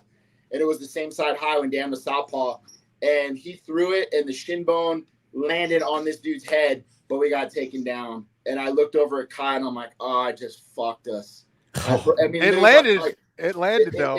My gut, I was like, I just fucked us, man. My heart hurt. So I got in the corner going around 3. I was like, that was my bad. And Dan's like, it landed. Right. So we're just trying to come up with new tricks. I mean, things that we do outside of camp, like, Kenny, we're always trying to come up with new things to evolve and be better that we might not have shown in other fights. Yes. And dude, like in my mind, in the fantasy world that I live in, I was like, this is the magic moment where he's gonna throw the same side high that we were working on for so long. We're gonna knock this dude out. And I'm like, oh, I don't know how. It was close. Well, Dan, I know you're going to be talking all day, and I could probably ask you 100 questions about the fight. I mean, there's so much to it. Like you said, variables, literally hours. But so I'm just curious, put me inside your house. Like, what did you say to your wife? What was that conversation like? What was the look in her eye when you're like, see you in a few hours, like not going to be here for dinner? I mean, it's funny because Ali called her. Ali called mom. Ali called my wife, and she's like, why is Ali calling me? And then there's like the little siren emoji alert, like SOS. She's like, it's an emergency call. Or Savannah was telling me, Ali's saying, call him, it's an emergency. I'm like, oh, this dude probably just wants like a bank invoice or something. I'll deal with it after. And then anyways, she's like, he's calling again right now. So I answer it, and this is all happening. I'm looking at her, she's looking at me. He starts throwing numbers. I'm like, right? Yeah, let's go. Like, there wasn't hesitation, because, a lot of people will be like, I would do that for $1 million, but you can easily negotiate yourself out of an opportunity. Yeah. I saw this as an opportunity to, again, become a legend, to do something great, to go in there. I visualize myself winning, to go in there, save the card, become victorious. Even though I lost, like, I do feel I won in a way. I won something that no money can buy. So of course I got paid. I got good money, but I didn't go in there and ask for millions of dollars. And I dreamed of an opportunity like this. I didn't know it would come in this form. Yeah. But I dreamed of an opportunity, and I've been thinking of, dude, no knockout of, knocking out Andre Fili in the Apex. No one talks about that. They talked about it for that, that week and the day after, but people forget about that. People aren't going to forget about this. So that's what we said. We said, like, the answering the call by many was legendary, but not by our standard. That's exactly what I told him. I said, what's going to be legendary is when you win this fight. Yeah. We're not here to just to like, partake, right? We're here for the takeover. But that was our mentality. Was like, dude, just showing up and weighing in and doing all this stuff is not what we're destined for. We're destined to get a win. That's what's going to make it legendary. I love it. Is this the 21st fight that you're cornered him, Eric, or 20?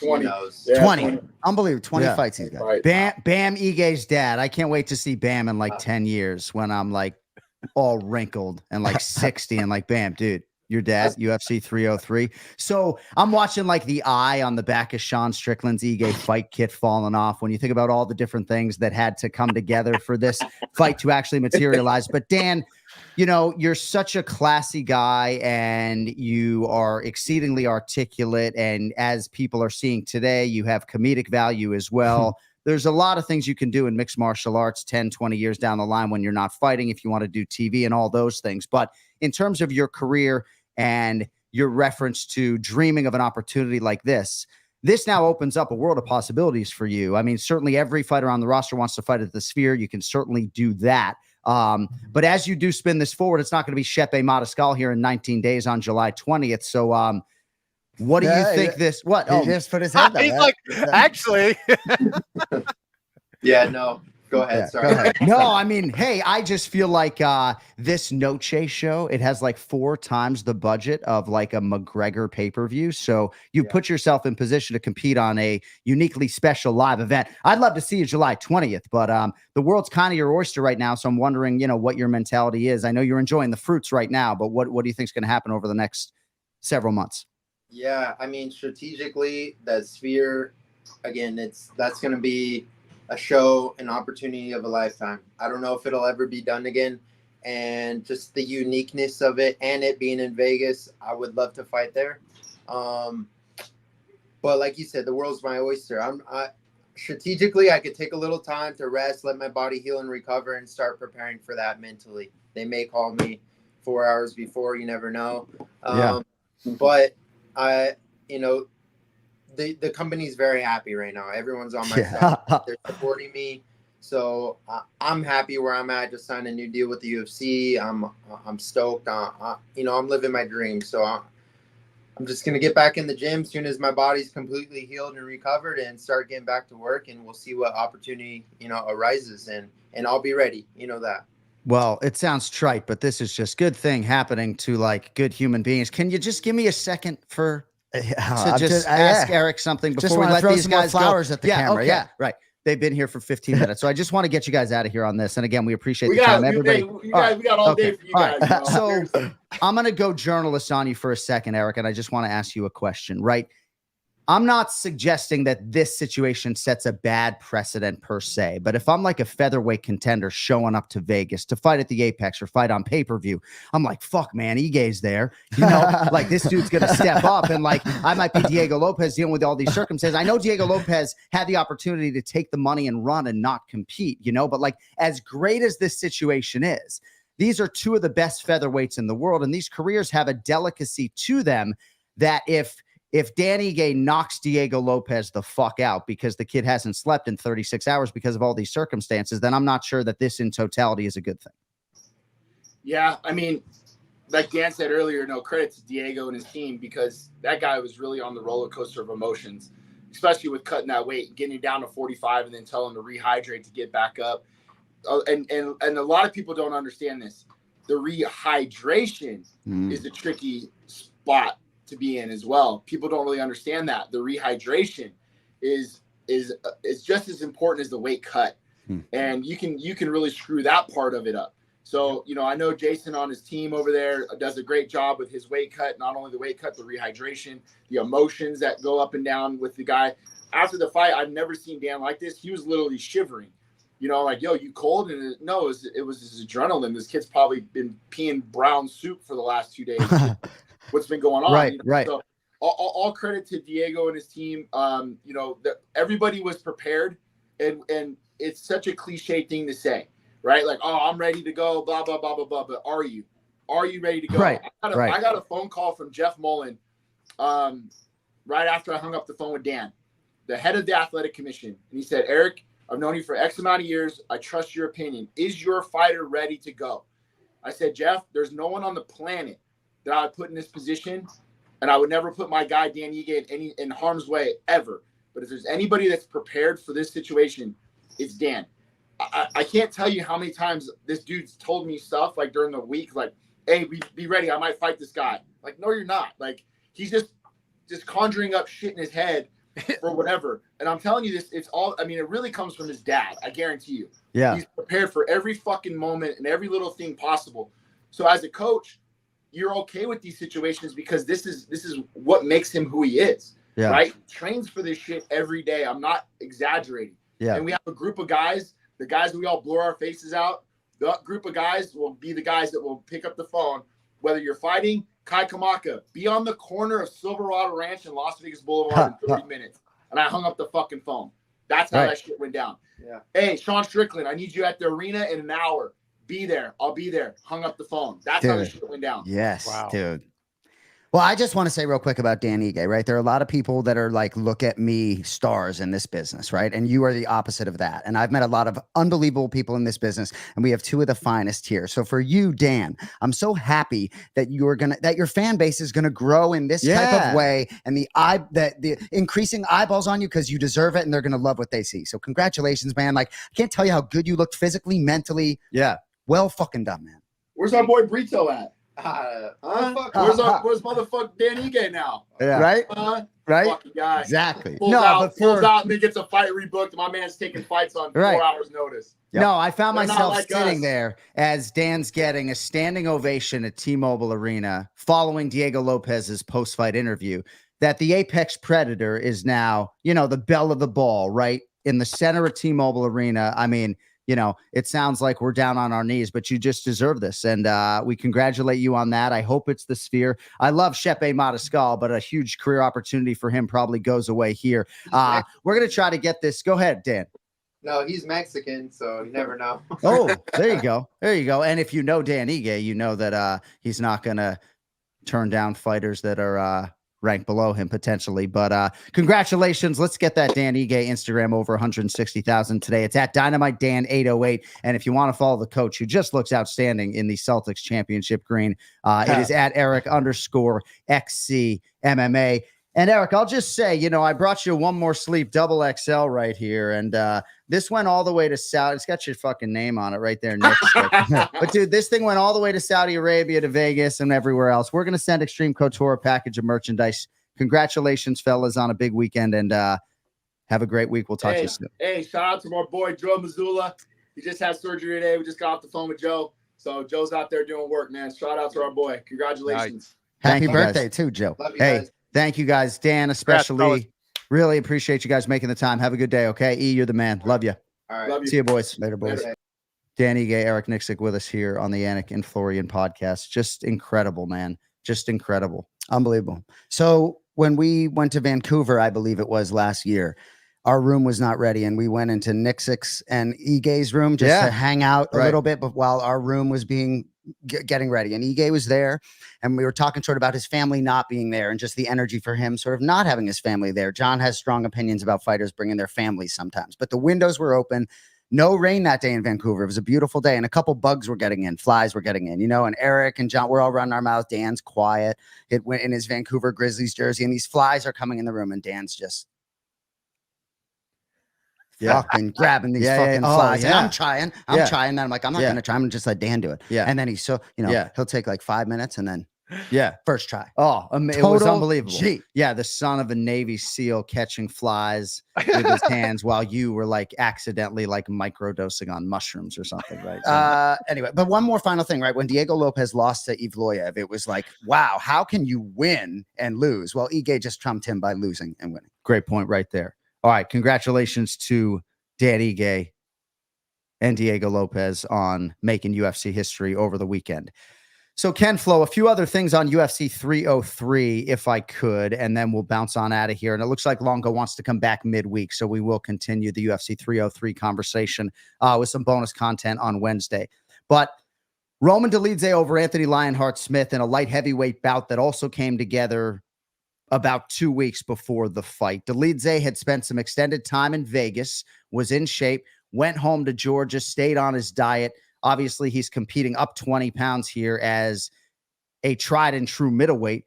But Kenny, when you accept a fight on short notice, there is inherent risk. And for Anthony Smith, the opportunity to maybe compete underneath Alex Pereira, whose radar he was on, had some intrigue, but now obviously that fight goes away for Anthony Smith. So what are your thoughts on Dolidze and Smith and this featured bout at UFC 303?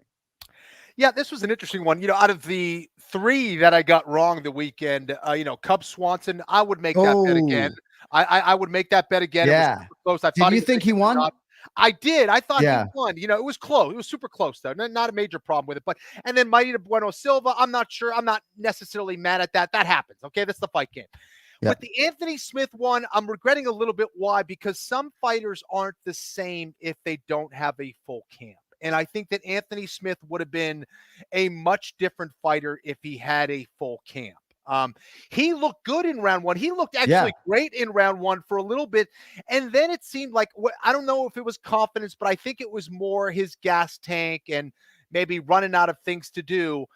He just started looking worse and worse. And I think that happens when you don't have a full training camp. Your confidence, your conditioning, if you lose those things, it's going to go downhill fast. And Dolidze is, he's a good grappler. I think he's a good grappler, no question about it. I think he showed that in that fight against Anthony Smith.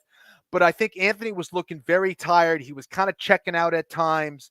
But I do think Anthony Smith is overall the better fighter. We just didn't get a chance to see that. And it was Dolidze who came in more prepared. He was a weight class above, still got the win. You got to give it up to Roman Dolidze. I thought he looked the best he's looked in maybe ever. And that's the difference of when you stay ready, when you stay focused, all that stuff. I think that was the difference there. Unfortunate for Anthony Smith because I think he showed some improvements, but wasn't able to put it all together and be effective enough against someone like Dolidze. Anthony Smith is one of my good friends. I have so much respect for him. And there are some interesting variables when it comes to his acceptance of this fight. And I said on the post-fight show that you can't cheat this sport, Kenny. And hopefully my words don't get taken out of context because Anthony Lionheart Smith has given so much of himself to mixed martial arts. If any athlete has not cheated this sport, it is him. But he just gave the Vitor Petrino win right back against a middleweight that he probably should beat with a full training camp. Dolidze is underrated right now, but I don't know, man. Obviously the bank account looks great on Monday morning. You step up for the UFC, but Anthony Smith immediately goes over to Hunter Campbell and says, can I have some more time next time? And, the Alex Pereira fight, however close it was, Kenny, it goes away here. So, I don't know. I know it's a balancing act for fighters when it comes to these opportunities, but it just didn't look like Anthony Smith in there to me sitting octagon side. Yeah. It was tough to watch, especially near the end. And Dolidze just looked like the more focused guy. And if Anthony Smith is understanding that maybe he's not going to be at his best without a full camp, then don't take the fight. It's okay to say no. Sometimes he's stepped up for the organization many times before. He's going to get more other opportunities. I think he probably should have just, said no and called it a night and a day off. But anyways, I think that he'll be back. I'm not a fighter, but when you think about a guy like that, think, if I can make the weight, a few weeks, right? Not even necessarily thinking what condition he'll be in on fight night in terms of, at the time he accepts the fight and then sort of realizing he didn't maybe get to where he wanted to. Yeah. Yep. All right. Congrats to Joe Pyfer. Outstanding performance and a bounce back spot there in the featured prelim, Kenny. And he's just such a physical specimen and he's so married to the game and he does put some pressure on himself at times. And as Daniel Cormier said on the broadcast, he had to hear from that other side of the fan base after the loss. A lot of people messaging him, I lost so much money on you and people talking shit, right? But he had a compromised training camp for the Jack Hermanson fight. And I think that did weigh on him in the octagon, even though he was able to go those 25 minutes. He was waiting to exhale, Kenny. He beats Marc-Andre Barrios. He comes over to the broadcast booth and screamed at the top of his lungs, I was sick for my last fight. So, I don't know what you think about Joe Pyfer long term, but at least in terms of this matchup and this showcase, he just destroyed a guy who has shown durability at times. No question about it. And I think that these things happen. And sometimes as a fighter, we push the line of our toughness and we think we're going to be okay. Yeah, I'm going to deal with it. I'm going to push through and those things don't work out. I mean, again, Brian Ortega didn't take this fight for a reason.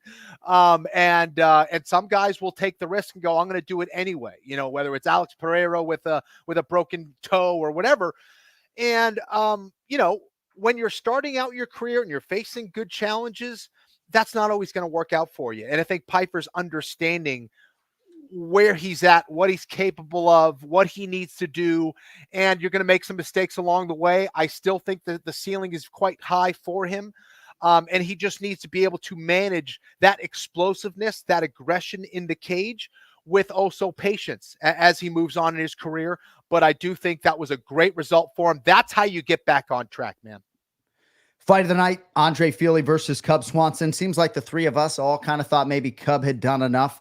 I guess I felt like maybe the more consequential shots were landed by Fili, but Cub was just in constant pursuit of offense. And I was a little bit mesmerized, I think, at times by the forward pressure and the aggression. A lot of it was effective striking. Jay, I don't know if you have anything for us on that. You know, Cub was about a 2-1 underdog. No, I think you laid it out well. The only reason would be the significance and the pop in Fili strikes. But I don't love sitting there scoring fights necessarily. That fight was great to watch. Kenny, tough one though. Again, you've had a great year in terms of handicapping mixed martial arts. And oftentimes I wonder why you're not betting on this stuff. Like, I don't think I would be some great sort of long-term and MMA handicapper, but gosh, man, it seems like you're getting burned with some of these splits when you're betting these underdogs. Like you could be up 5 or 6K if a couple of these had gone your way. Yeah. I just have to say, I mean, Flo's, I don't mean to interrupt, but Kenny, you're out in Vegas, right? Your conviction on Pereira, however you want to say it. I mean, you it's talk like a guy who should have put $25,000 on Alex Pineda. Forget Bitcoin for a second. No, you're right. Thank you. No, I probably should have, right? Said I played some weird parlay, but anyways, I think that for certain, last year I really got bit by a lot of these close shots, close calls. And this year I've done way more homework. I've kind of overanalyzed things a little bit more. Sometimes it helps, sometimes it hurts, but so far so good in 2024, man. And we'll try to keep it going. Congrats to Jean Lord Silva for his knockout of Charles Jourdain. Clean KO there. He did miss weight, which largely makes you bonus ineligible. But Jean Silva, I got 3 hugs in the fighter meeting. One of the happiest guys on the UFC roster. Peyton Talbot, man, my goodness, what a knockout against Yanis Gamori. Ken Flo, it's hard to sort of, quantify what Peyton Talbot can be in the future, but he seems to know how to market himself. He seems to have a star quality about him, certainly can fight, has plus skills in all areas. He's a plus athlete. And I know even Daniel Cormier said on the broadcast, we just got to get him to learn how to navigate a microphone. I don't mind some of the deadpan. He had Adrian Yanez on the tip of his tongue, and I think he leverages his YouTube content pretty well. Peyton Talbot, chips in the center of the table. For me, I'm all in. No, he does. And I think that stoicism serves him well. I've talked about this a lot, how, those guys who can stay super even keeled, it may not make them the best interview or, give them the most energy for call-outs and things like that. But in regards to his approach in cage, that's huge for his ability to assess, his ability to not get overly excited. And I think that's what makes him such a special striker. He can slow things down for himself and find those openings and then execute on those openings. And that's what makes him a special striker. I still think he's got some things to learn when it comes to grappling. He starts to get those things down. Watch the hell out. He's going to be a problem. Awesome win for Vinicius Oliveira as betting underdog against Ricky Simone to begin the night. Oliveira is a really interesting name at 135 pounds as well. And stylistically, the Simone matchup is one of the more difficult ones he could have been presented with. Martin Budai over Andrei Arlovsky. And an interesting note on that, Kenny, now that Arlovsky is no longer a UFC fighter, I do expect, based upon our fighter meeting, that you will see him in an MMA or boxing setting, despite the fact that he is 45 years of age. But now that Arlovsky, Kenny, is no longer a UFC fighter, Stipe Miocic hasn't fought a single guy who is on the UFC's active roster. Wow. Is that not insane? Put that in your fucking pipe and smoke it, huh? Yikes. All right. Lastly, on UFC 303, Jillian Robertson. And by the way, Michelle Waterson Gomez, I just have to say, a classier woman I have not met. I love her husband, daughter, everything else, and competitive till the end, not getting finished, Kenny, by Jillian Robertson here, right? Like, I know it's 5 straight red stripes on the Wikipedia page for Michelle Waterson Gomez, but I feel like she was competitive, especially when it came to her defensive responsibility in the grappling realm till the very end. Dude, she's a fighter through and through. Really has been competing in the UFC, despite her really being an atom weight, right? I mean, she's small. Right. She's small, but man, is she tough. I think that she's always shown a certain level of gameness. She's shown evolution in her game. Remember when she was really just a striker and then all of a sudden started taking people down and getting good position on the ground? So she is a martial artist. Always enjoyed working with her. Unfortunate there on the loss. But again, she proved why she's such a tough fighter in that last one. Didn't get the win, but Robertson is a hell of a grappler, man. All right, last thing I want to get your collective thoughts on UFC 303 related, or maybe second to last thing before we extend and continue the recap on Wednesday. Kenny, Jillian Robertson with Dean Thomas in her corner. What an absolute savage this woman is, right? She's now 11 wins into her UFC career. 7 of those have been submissions. 2 of those have been knockouts. So 9 finishes, 11 UFC wins. And they talk so much about overwhelming the opposition and training to finish and doing damage. And obviously they were trying violently with these elbows to get Michelle Waterson Gomez out of there. I just love everything about Jillian Robertson. She's been built the right way. She comes out to 50 cents, PIMP. The whole thing's fucking perfect, man. Like, what do you have for us on Jillian Robertson potentially ascending here in this UFC strawweight division? I definitely think that's possible. I think she can continue to rise up the rankings. I've seen her train. She was over at 50-50 at Ryan Hall's gym at Falls Church, Virginia, training twice a day. Really a student of the game. Very quiet, very humble, hardworking girl. I'm not surprised by this result. She is an excellent grappler who's looking to fill in some of those gaps with her striking, with her ground and pound.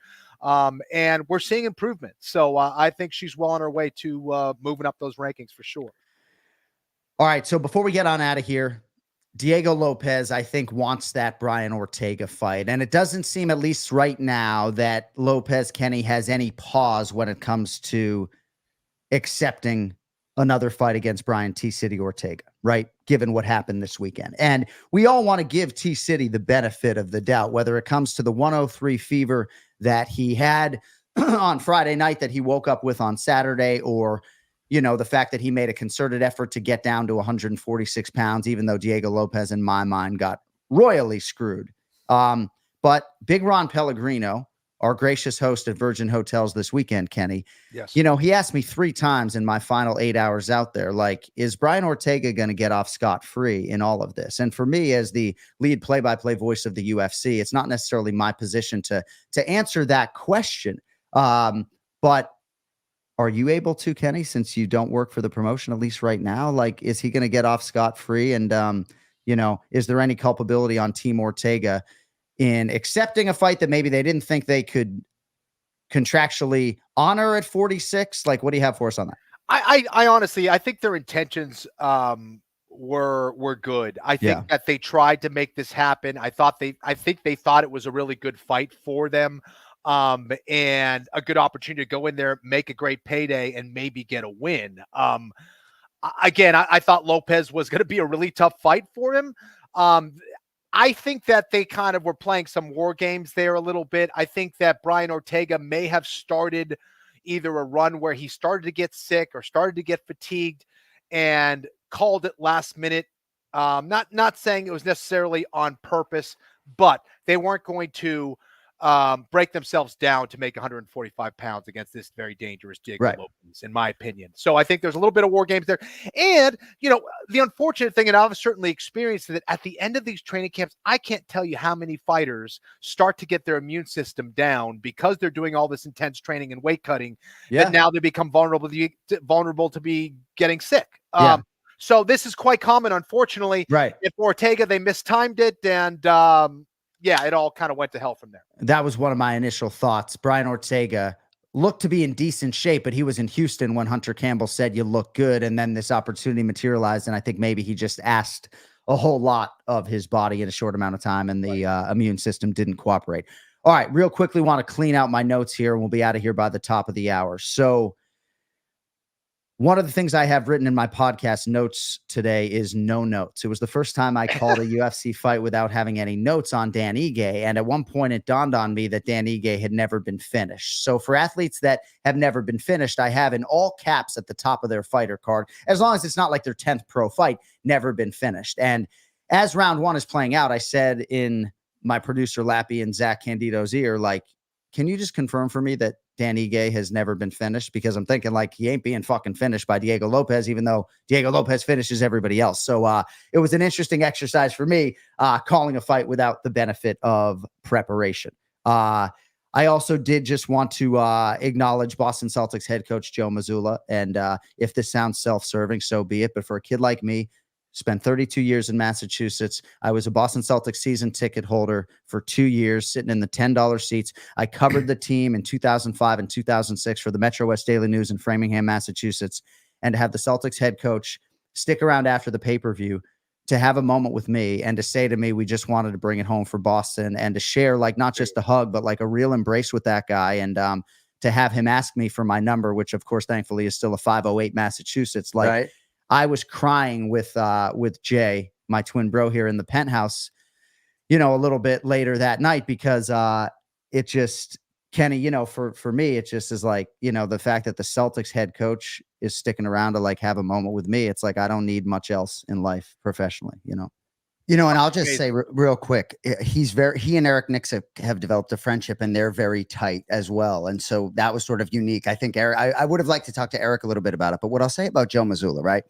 He replaced Ime Udoka, who had like an affair with an executive in the Celtics organization, right? And Ime Udoka was a tremendous coach who I loved. And the first moment I ever saw Joe Mazzulla on the microphone, it was so clear to me. I was like, dude is brilliant. Like, they clearly picked the right guy. And not everyone in Boston was necessarily, he had a lot of haters just for the fuck of it, but he is absolutely one of the best coaches in the NBA at 35 with the championship. During the parade, he gets off of the duck boat to go greet fans individually and walk up the line. It reminded me of John at that Cuervo event, but he's a special man. No question about it. So self-aware to manage a professional team in the way that he's done it. And just the things that he said, you could just tell that he's a brilliant dude. So that must have been a real special night, man, to meet someone like that, who's on that level. And with you guys being such huge Boston sports fans, that's pretty damn cool, dude. And Kenny, I don't know if you know his history, but he trains at Gracie Baja Boston. I don't know. No. Belt Wow. No, that's the cool. rub. He's a total He's a diehard. All right, we got to get him to UFC Florian fan. martial arts, but other than that, I mean, that's like the Nicksick connection. He's, well, it's amazing. Happy birthday, by the way, to Joe Mazzulla on Sunday. And there would be a lot of value in having him on the Anik and Florian podcast, because he loves the UFC. Like, I think he loves the UFC almost as much as I love the Boston Celtics. But to have like Dana White, right, grab my Celtics backpack, right, trying to like get it on TV behind Joe Mazzulla, I'm like, what world am I living in right now? Like, maybe I should just retire tonight. That's so cool. All right, let's see. Do I have anything else in here? Oh, yeah. So before we get on out of here, so we showed a video earlier of Jay at the UFC X pretending to be me or fucking with fans a little bit, right? So I played that video for my daughters. And Riley was saying that normally Uncle Jason sounds a lot more like John because our voices are pretty similar. And so I couldn't tell her that you were drunk. But part of the reason why you didn't sound normal on that video is because you were drinking Howlerhead all day. It's a Howlerhead event. I showed up at 9:30. They said, do you want a shot? It's like, sure. And then we're spinning the wheel for this trivia game, and Chase Hooper and I are hosting this trivia game, right? And one of the categories or one of the spins is host takes a shot. When Chase Hooper sees this, right? It's like he's about to walk into the octagon. He's like, I'm not taking any shots. You know what I mean? I'm like, all right, I got you. You know what I mean? So I end up taking 3 more shots. So we were feeling nice when we walked into their crowd. All right, final thing I want to share with you folks. TJ DeSantis, with the help of artificial intelligence, came up with a rap for Jason Anik, which I think is now sort of going to be your rallying cry as you navigate this world of being a pseudo celebrity and having to walk through life as everybody thinks you're somebody else. Well, and my boy Bilal Muhammad, right? We're creeping on 304. Just shout that out, right? 26 days. But I believe this track is called Remember the Name, which is ironic given my relationship with Bully B. So that's it. All right, let's get to the track. Hey, John, we love you, John. Every day, people always say, hey, John, we love you, John. No, not today. You think I'm John? I'm actually Jay. They always crack a smile and say no way. Gotta be real, you know I wouldn't play. It's cool, I get it, we're twins, okay? I got a different style, I spit a different flow. When I rock a mic, it's for my own show. I host it with Bilal and it's kinda like a game. I'm Jason Anik, remember my name. John's in the spotlight, doing his thing. But I got my own crown, I'm a different king. People always asking, ain't you John, bro? I just laugh it off and say it ain't so. Not dog, not today. You think I'm John, I'm actually Jay. They always crack a smile and say no way. Gotta be real, you know I wouldn't play. It's cool, I get it. We're twins, okay? I got a different style, I spit a different And the hook again. I mean, how about TJ's lyrics? Oh, man. It's kind of like a game. I'm Jason Anik. Remember my name? John's in the spotlight doing his thing. But I got my own crown. I'm a different king. Are we done? I think we're good. I think we got all of it. But TJ wrote that. TJ wrote the lyrics. I was blown away. I appreciate that, and I expressed that to him. You can be sure. The AI, I told TJ we need to rap that or something. So I started writing hip hop lyrics to a UFC track called One More Sleep, incidentally. And I don't think I can write hip hop as well as TJ. So TJ, if you would like to be paid to write One More Sleep, we're trying to get as many UFC athletes' names into that hip hop track. We don't need an AI rapper though. It's going to be me and Trey the Truth and a few other. And Kenny Florian's name will most certainly be in that. Are you kidding me? You know? Team Florian, let's go. Right. All right, we got to get on out of here. Do you got anything else? Nothing. All right.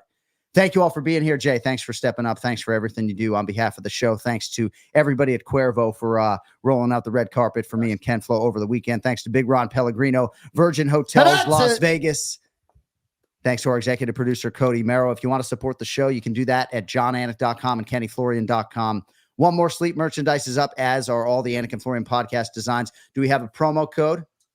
We'll go UFC 304, 15% off. All right, UFC 304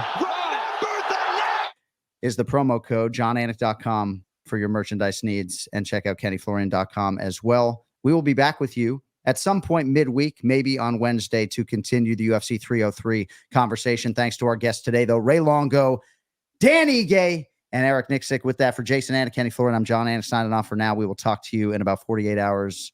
Until then, thanks for watching. Thanks for listening. Tell your mom. See you later.